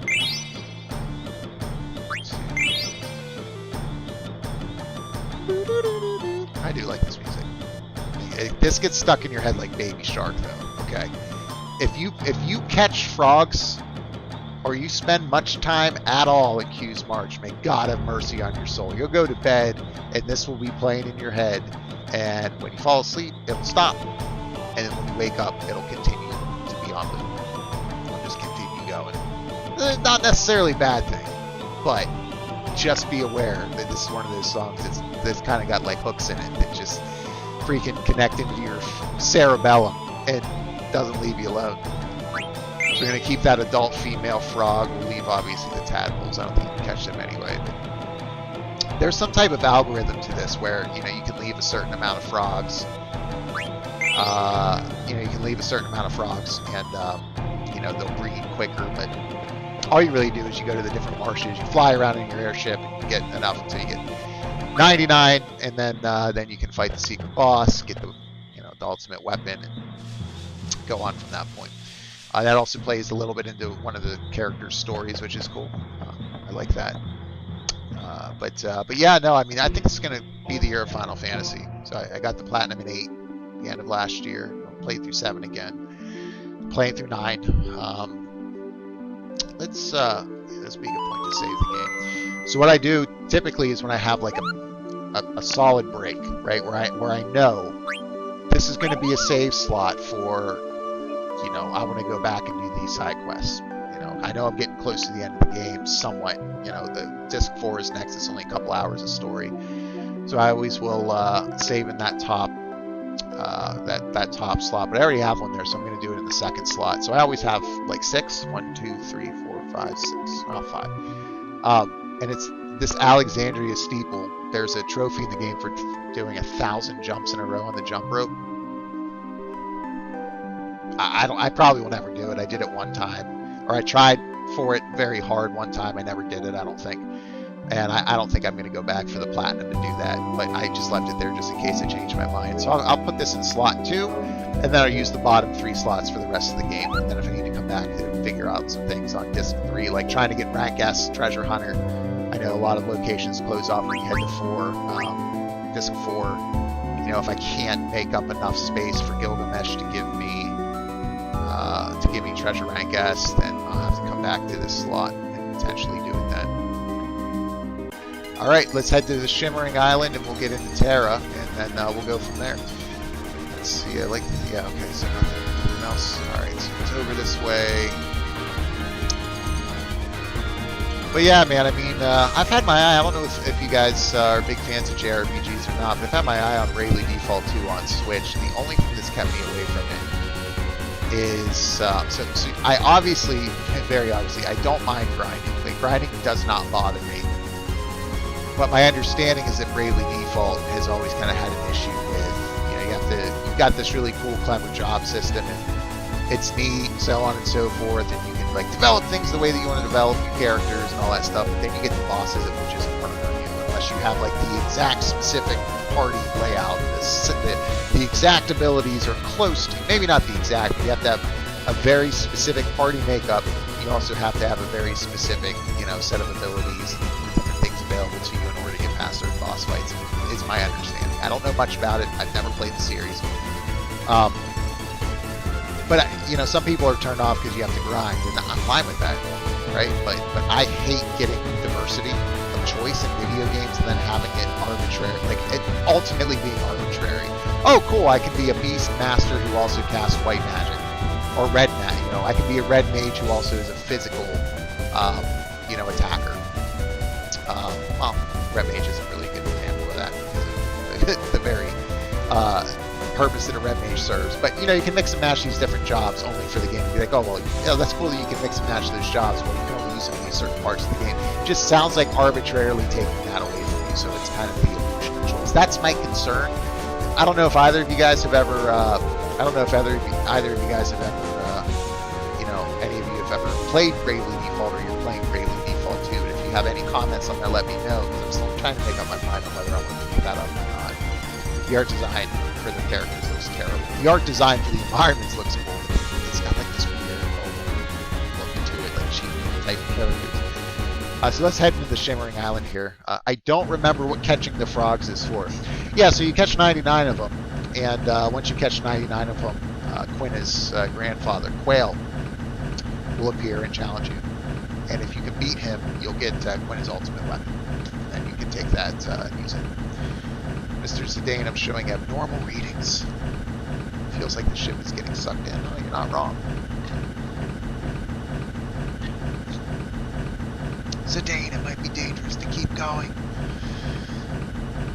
Are we gonna bust in on the airship? All we know is that this is the entrance. So they're literally heading to another planet that they know nothing about. And Zidane's just like, yeah, I don't know. we're just gonna go there. Or the people of Estegaza call it the Spirit Road, the path that leads souls to Terra. It's intense. Maybe it's a teleportation gate like the one in Kuja's hideout. Mr. Zidane, we're gonna get sucked in. What shall I do? What now, Zidane? We may not be able to turn back. So I like that right there. You know, that's a classic way of letting the player know. Yeah, if you want to do some things before you move forward, you need to do it now. So you can pull back for now, go and do your side quest like I talked about a little bit earlier. But we're going to go ahead and keep moving forward. Going out on the deck. If Dagger's right, we can jump into the teleporter from this height. We'll be fine considering all that we've been through. This is nothing. I agree. Ah, the old school PSX FMVs, these full motion videos. Remember back in the day, these were like, you know, these were awe-inspiring cinematics. And they still are cool to this day, don't get me wrong. It's just, I remember playing this and seeing this at the time and how I felt in that moment, how awesome these FMVs were, these older Final Fantasy titles. How I remember when Link to the Past and Super Metroid came out, Super Mario World, Super Nintendo.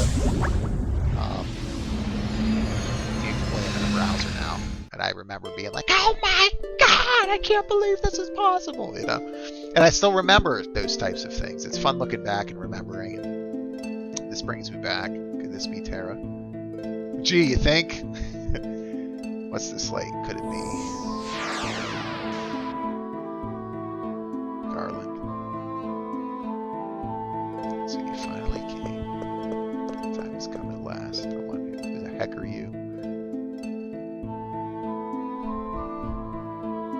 Ask my name, will you? Then let us ask. What is your name? My name is... What's your problem? I'm trying to tell you my name. So you believe a given name has meaning. Yeah, this is where the game gets all philosophical. Boy, you have been bewitched by the light of the blue moon. Sure have. So speaking of the light of the blue moon, whoops. He's talking about, see that blue moon on the left there? And you got the red moon on the right? Yeah, he's referring to that. What do you know? You must be from Terra. You know nothing, and that is all. Yeah, true. Come and see for yourself, see what Terra is and what you are. I mean, dude, I've had a tale, so I... It's gone. It's a day.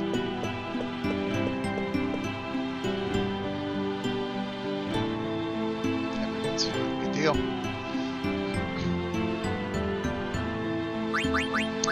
So I'm going to pop Dagger back into the party here because I'm going to want a healer. I don't know what lies ahead.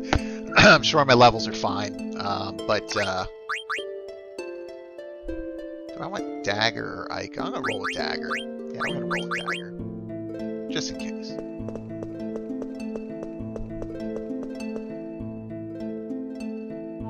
I'm, of course, going to take a screenshot of that.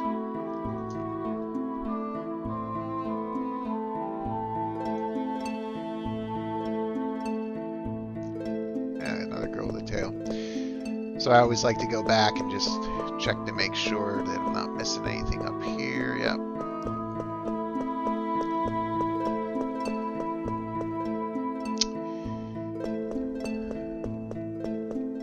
Final Fantasy IX does a great job of kind of hiding exclamation points for certain treasures and items for you to find that you have to really scour the environment for. Coronet, I've already got quite a few of those, but I'll take another one because I can always sell it. Not a big deal. Yeah, here we go. Surprised I haven't run into an enemy yet. Dragon Wrist. I think that's something that Zidane can use, actually. Let's take a look here.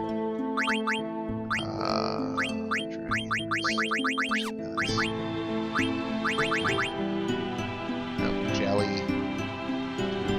Not something he can use. That's something Steiner's can use. Let's see if we can use this. Brings defense down 2, evade goes up 1, magic defense up 1, magic evade goes up 12. That's definitely, yeah, that would definitely be worth equipment on him. But we're gonna take a look at that later. Let's see what else it does. If it does something else, let's see if it reduces damage at all. Elemental defense, shadow damage reduced by 50%. So that's where the value is in that dragon wrist right there.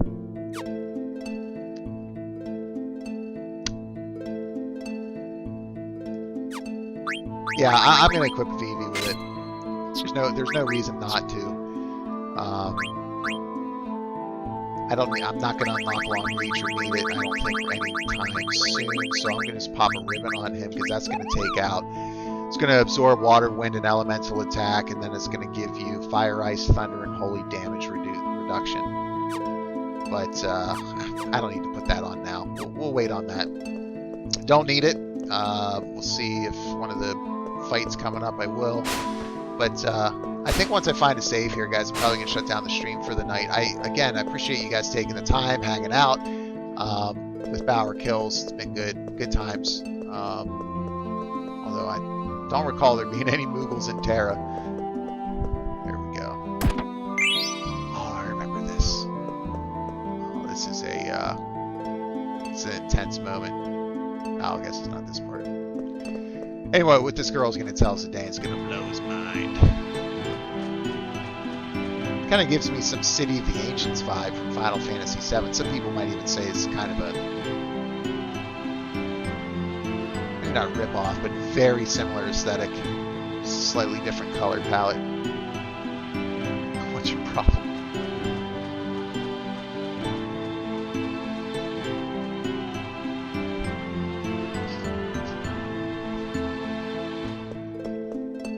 Where did she go?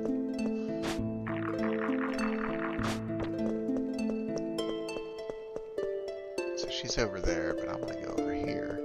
There we go. It's down here. There we go. Yeah, pick up a treasure. Alright, finally got a random enemy. It's the first time in three or four screens. Let's see what we got. Bloodborne. It's the brain of the mind of Mensis. Let's see, she's gonna absorb. Is that gonna take MP or is it gonna take HP? Let's see. 4-7. Let's see if we can steal. My potion. I have no idea actually here, but I have absolutely no idea what this is. Let's Hectize, Hecates, whatever it's called here. I also love, by the way, how the characters' weapons are actually shown. Change. That's not even they're super for years old. It's definitely still nice to see. Oh, it's a demon, so Holy's gonna Holy and Undead. Okay, weak against fire. Weak against Holy. So let's see if the Phoenix down trick works on this Hectize. Let's see. Just keep absorbing, huh? No problem. Ain't no big. Ain't no thing.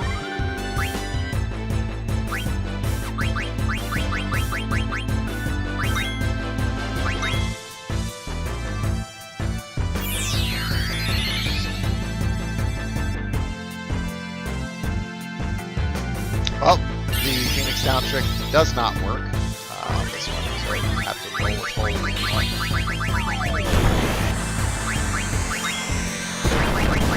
Fires and with Fira instead of Fira because there's not many hit points left. So very over leveled I think for this, which is fine. Just kind of wanting to see what we're up against there. Got my Phoenix down back, so hard to argue. Remedy, okay. I'm gonna tells me that Mini might be coming out here soon, because I think Remedy's the only way you can cure Mini in this game. Jump, go down. Alright.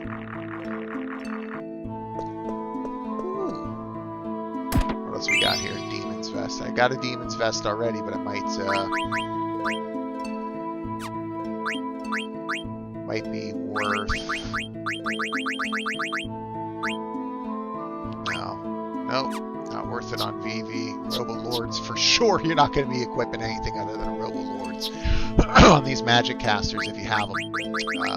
Demon Vest, yeah, I've already got that with Zidane. It brings his defense up, his strength down 2. Brings his defense up 2. It depends, or 4 rather. It depends on what kind of what you're going for. You can equip it or not, depending on if you wanted to have more defense or not. But for me, for the most part, I'm going to prioritize some other things over that because I'm not really in any danger right now. You don't remember anything, do you? Nope. Follow me and you will understand this. Maybe your own heritage as well. Cool. Hold on a second.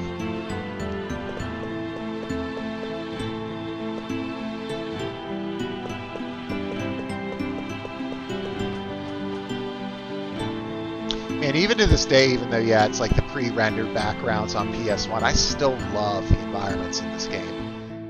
And maybe part of that is because I remember them when they were fresh and new and on the scene, you know, but just seeing, like I have a thing for mystical-looking flora that glow like this. You know, Xenoblade Chronicles does a really good job of that, too. Xenoblade, when it comes to environments, is just awesome. But I really like this area of the game. Once you go on, you'll see. I tried to play cards with her and it didn't work. That's just, that right there is just reflex. By the way, Final Fantasy VIII's Triple Triad is in Final Fantasy XIV, and it's so addictive and so much fun, and they're always adding new cards to it. Terra Master, I'm not a huge fan of, I'll be honest with you. I do have some great cards. While we're at it, I mean, let's see how many do I have. I've got 91, I can hold 100. So I got some of the best cards in the game. The Hildegard 3, some Oglop, Alexandria, Lindblum. You know, I'll probably at some point go back and just collect all the cards just to collect them. I don't think there's any trophies or any achievements tied to it, but it's just fun, man. It's just really fun to, you know, it's fun to play the card game and collect them, but it ain't nowhere near as great as Triple Triad. But when I go back to playing Final Fantasy XIV here soon, I'll be playing that. Playing tournaments against real-life players, earning money in the Gold Saucer to unlock and buy new cards with your Gold Saucer points. And I mean, you could just play Triple Triad all day and night if you wanted to in Final Fantasy XIV's world. It's great. They have real-life tournaments against other players and NPCs and all types of things. Oh, man. Oh. Alright. Let's do some battle. As soon as I can save here, guys, that's when we can end things. Alright. 2 new enemies. Let's see what we got. This kind of looks suspiciously like the Black Mage dudes, but Bio is not.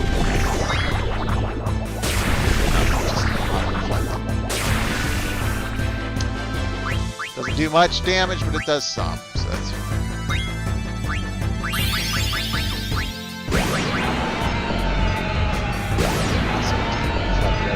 So that auto reflect, as you guys can tell, is just so obviously so awesome. I'm just gonna go ahead and roll with Fandaga here and see what happens. I mean, I could also scan, but or cast Libra for some of you old heads out there. Like Bert, I know that for you scanning Libra, you should do.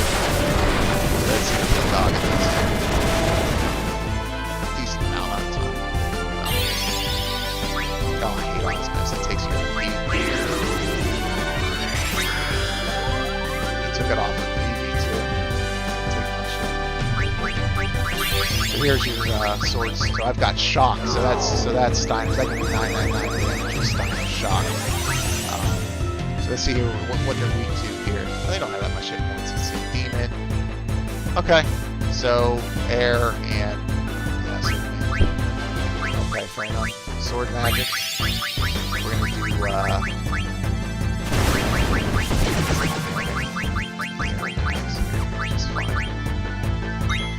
black magic. Let's see what we got here. calling Meteor. Oh, I got a trance. Trance to me was kind of a missed opportunity in this game. You can't control it. You can't not use it or bank it for later. So limit break wise, I didn't really do. So now here I unlock trance, for instance, right here. Not going to need to use it. It's just going to be gone. It takes forever for that gauge to fill up. Equipped called High Tide. An equipability called High Tide, but it still doesn't really meaningfully, increase that gauge. So it almost feels kind of like a little bit of a rush. Oh, did she get virus? So Dagger's not going to get any XP there. I didn't realize she had virus. Let's see here, Dagger. Where's the vaccine? I got 15 of them, so I should be fine. But yeah, I mean, I never really enjoyed trance in this game all that much.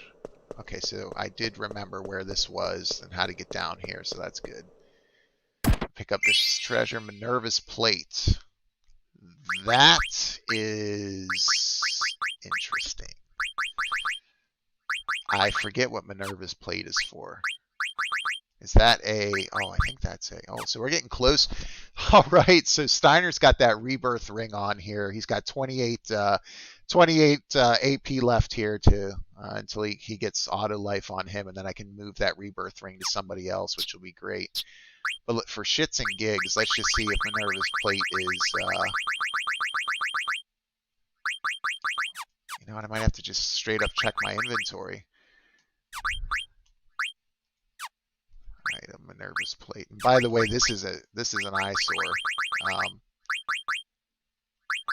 Mirror, I've already sold one of those, but when you like read something, does that look blurry to you guys? It looks blurry. It doesn't look blurry on the stream, but on this TV it looks really blurry. Mirror, I think I've already sold once, so you have to sell four of the specific items in Trino to people around Trino, and then you can unlock the Excalibur for Steiner on disc 4 here when you head back there. So Minerva's plate. Let's see if I can find it here. I have no idea what Minerva's plate is. I'm on a mission right now to figure out what this is. Blah blah blah blah blah blah blah blah blah blah. Minerva's plate. Or no, I didn't see it on the right hand side ribbon. Can I arrange? Probably not by alphabetical. No. Okay. There we go. Minerva's plate. Plate worn by women. Okay, so I gotta go to Dagger here. Let's see what we got. Robe of Land. If it's between that and a Robe of Lords, I don't think that's... Yeah, no, there's no point. So it's not really anything worth wearing. Eye for an eye. Okay, so that rubber suit's going to be really helpful for... I think that's for Amarant. That'll be great. Let's see.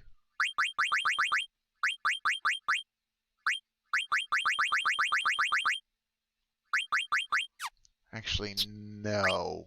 That would be sorry for Freya, because only women can wear that, I believe. Yeah. Oh no, that's the rubber suit. That's right. Okay. Yeah. Sorry, I just got. I just had a brain fart there. So no rubber suit that he can wear. That's fine. All right. So enough messing around here. Let's go. Fight! Fight some more random encounters. Make our way to the top. There's one of these out. But it's a back attack, so this should get quick. I'm gonna call it Comet just because. I guess I really don't need to.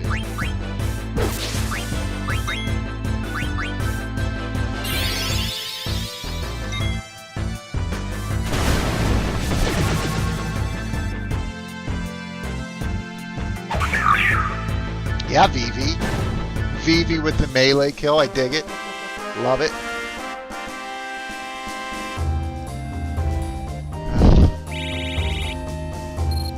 Yeah, not a big deal. It's just annoying. Vaccine. Whoops. Let me just make sure I can't equip an ability here to Zidane. That will take care of that. Long reach. Yeah, 16. Back row attacks like front row. So that's actually huge. That allow you to do significant damage while taking less damage being in the back row. So that's just your characters further back, and they do less damage physically, but they take less damage as well. Let's see.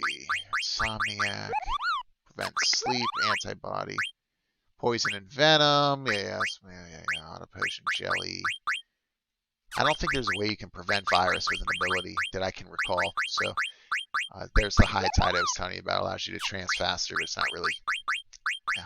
And by the way, for any of you guys that will play this game at some point, either for the first time or again, there is literally never a reason to ever use gamble defense, even if it costs only one and you have only one left, or in this case two. Because your defense will vary wildly, but between being below or maybe slightly higher than whatever you have equipped. So there's really never a good reason to ever use it. So you can save yourself an ability gem by just ignoring gamble defense anytime you see it, or even accessories that will teach you gamble defense.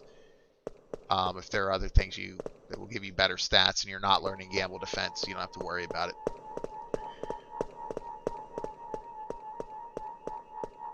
The heck, what is this place? So different than before.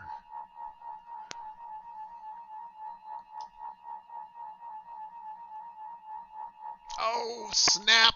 Welcome home! It's actually pretty cool because Zidane, the whole game is trying to figure out who he is and, plays into the themes and stuff of the game, and he just, by way of the story, ends up learning some serious stuff about himself and getting back to where he was created. Which I remember playing this for the first time was so wholly unexpected. I was like, this is wild.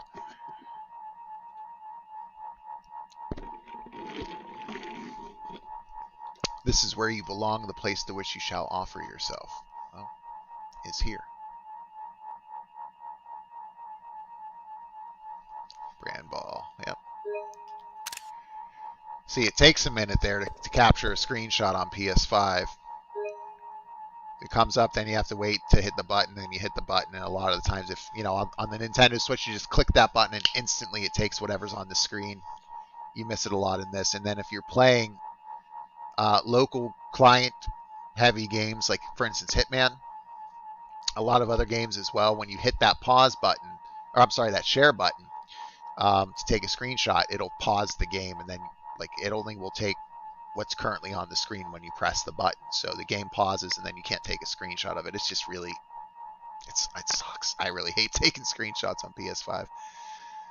Hold on a second. What the heck are you talking about? What the?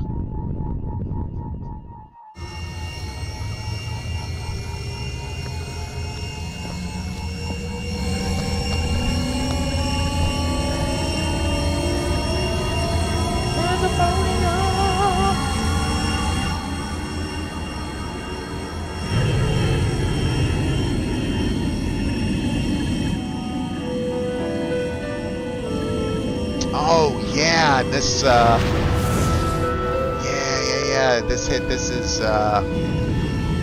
this also hits Dagger and Ico in the heart too as well, because they have experience with this. She knows she can pass out, and she knows. Oh, I totally forgot about that. I got chills, by the way. I totally forgot about that part. Dagger, wake up. Dagger! Damn, what the heck is going on? You can say hell, dude. Damn, what the hell's going on?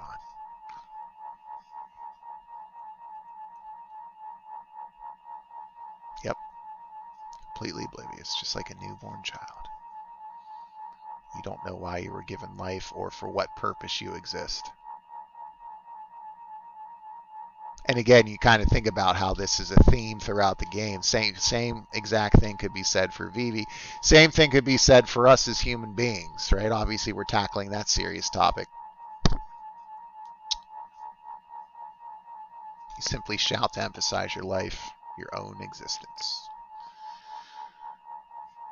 You're completely oblivious.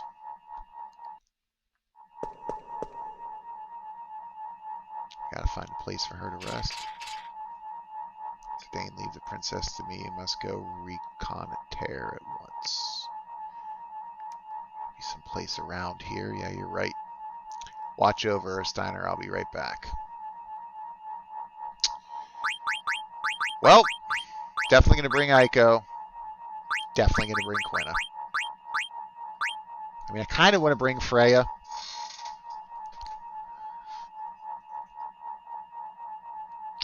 I kind of want to bring Freya, but at the same time, I kind of don't. Yeah, we'll see. The thing is, Quina's got that mighty guard, man. Hey, what's up, AG Rocks? How you doing, man? Welcome to the stream. I'm getting set to end this here shortly, man. I'm almost 4 hours in. Played a little Hitman, playing some Final Fantasy IX, man, which was a game I was playing long before you were born, man. This game came out in 99 or 2000. And that's what I'm playing on my PlayStation 5, because why not? So I just got the disc 4. So back in the day on PlayStation 1, this game had 4 discs. So you would get to the end of disc 1 and it would say, you know, it'd be a big part in the plot, and you take out the disc and then you put in disc 2 and then continue from that point. So yeah, I don't know. Freya or Quina? I really like Freya. I'm gonna roll with Freya. So let's see what we got here. You're neither making me feel young or yourself old. Yeah. How dare you, sir? Yeah, I am old, man. I'm gonna be 35 this month. It's crazy. Appreciate you joining the stream, man. I've been on this Bauer babble for a while. I've gone off on some rants. I've had a good engagement tonight. Quite a few people in and out. It's been nice. I found a really good spot here, man, to start streaming every Friday. It's going to work out. We've got some more videos that are coming. 2 of them actually in the pipeline now, and then hopefully 1 a week moving forward. Now that I've got some things figured out on my side. But appreciate you joining. Let's see from an ability standpoint what we're going to equip here. I wanted to have auto haste. I think auto regen will probably be pretty good. Doesn't need to have Dragon Killer that I can recall. So we'll roll with, let's roll with, oh man, I'm 1 away from auto regen. Counter level, yeah, don't need the level up. The ability up, I'll leave antibody. I want to keep Bright Eyes on so that she can't be dark. Can't have darkness, and I also want to make sure that she's clear-headed. I can't remember what the bosses or enemies in this area cast, so I'm going to roll with auto regen as well. And we're going to go from there. And meanwhile, Aiko's going to have half MP, MP plus 20, Guardian Mog, which is awesome. So essentially, Guardian Mog will allow you to, let me go back to my main screen here. Auto Mog, or Guardian Mog will allow Aiko, no matter what she's inflicted with at the end of any battle, status effect-wise, it's just automatically cured. I love it. Antibody I don't necessarily need. She needs to have loudmouth so that she can't be silenced. I feel like body temp is going to be one that I'm going to want to use. So I'm going to take Guardian Mog off because they've got plenty of healing abilities. Actually, I don't need to because I don't need to level up. I'm going to pop on the body temp here just in case some of these enemies or bosses freeze or cast heat on me, which can kill you instantly. Let's see, ability up, don't need, so I'm going to roll with auto haste so that she gets some, yeah, so she gets some quick things here, loudmouth. I think that's good. Actually, I'm going to put, yeah, I'm going to put body heat on everyone. Take, Master Thief. Yeah, body temp's already on Zidane, good. Zidane's going to be able to steal freely. Let's see what we got on Freya here. Our timings are very different, so majority of the time you're streaming. It's either midnight here or too early in the morning. Yeah, where are you at, man, if you don't mind me asking? You don't have to give specifics or anything, but I'm out on the East Coast, man, in Pennsylvania, so I'm yeah, here it's 11:47 now. Because of my job, I know, you know, the different, you know, I know that there are different, certain different time zones, I know. You know, certain people are 5 hours ahead, 6 hours ahead. So I think this is good for her ability. I don't need ability up. Give her body. I want everyone to have body time because I feel like if there's a point in the game where people can get wrecked by auto haste. I don't think Vivi needs auto haste. I'll be honest. Auto reflect is fine. It kind of takes away the need to have auto haste in a lot of instances. So I'm going to roll instead with body temp. And let's also roll with clear-headed. Now we'll go with ability up because he is learning some things. Alright, so I think we're good to proceed forward here. I'm going to go to the left. I'm going to go to the right to check out some things. India. Oh, holy crap, man. I didn't know you were over in India, so you're 10.5 hours ahead, man. I have some great colleagues that work in India, man. That's awesome. I'm from... Oh, cool, man. Yeah, I had no idea you're from Calcutta, dude. It's awesome. Yeah, India's a cool place. One of the countries I haven't been to, but would like to go at some point, and probably will get a chance at some point too as well. What is going on, says the Dane. Everyone has a tail and their hair is just like mine. Imagine that. What are you guys up to? You look like a kid to me. We possess no age. We were built this way. Yeah, so you'll find out about the details and how how and why these beings, including Zidane and Kuja, were created by Garland. I won't spoil it now. I won't spoil this 21-year-old game. Is there a place around here to get some rest? Why do you rest? Why don't you guys go to sleep at night? Not that I'm sleepy right now, but by night, do you mean the condition in which light recedes? Yes. I don't have time for an interview. Where can I find an inn? There is the entrance. Right there. Oh, gotcha. All right, let's see if there's, for some reason, a Moogle in here that I can save. This looks like a good place for Dagger to get some rest. Yep. But what's up with everyone here? They're also stiff. I don't know why, but I have a bad feeling about this place. Yeah, well, you are in another planet, and they don't know what an inn is, so I would get a bad feeling as well. There's a Dane. Bring Dagger back there, okay. There's Aiko chatting up. Excuse me, do you have any medicine? I don't think they're going to know what that is, Aiko. Is there a place I can buy some medicine around here? They're not even going to engage you. Asking you if you have any medicine. How come this place is so full of weirdos? I'm offended by the term weirdo. Okay, let's cancel a 21-year-old game. I'm sorry, guys, I can't help it. I'm sorry. Everyone has a tail like Zidane. Oh, if I could only find some Pimo herbs, I could make some wake-up powder for her. Yep, good.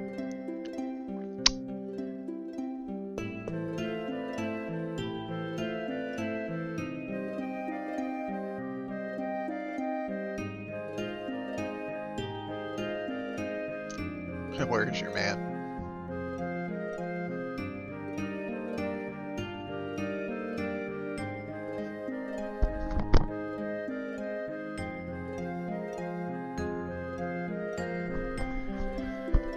Alright, I really need to get to a safe spot because my youngest is screaming. Too bad for you, he and Dagger are super hot for each other.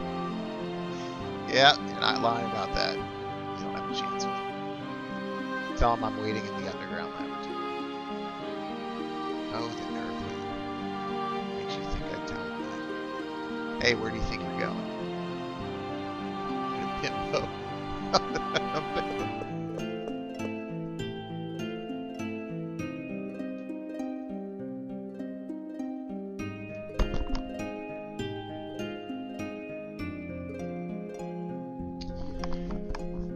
All right, ladies and gentlemen, I appreciate you guys taking the time. I actually have to run because duty calls, family calls.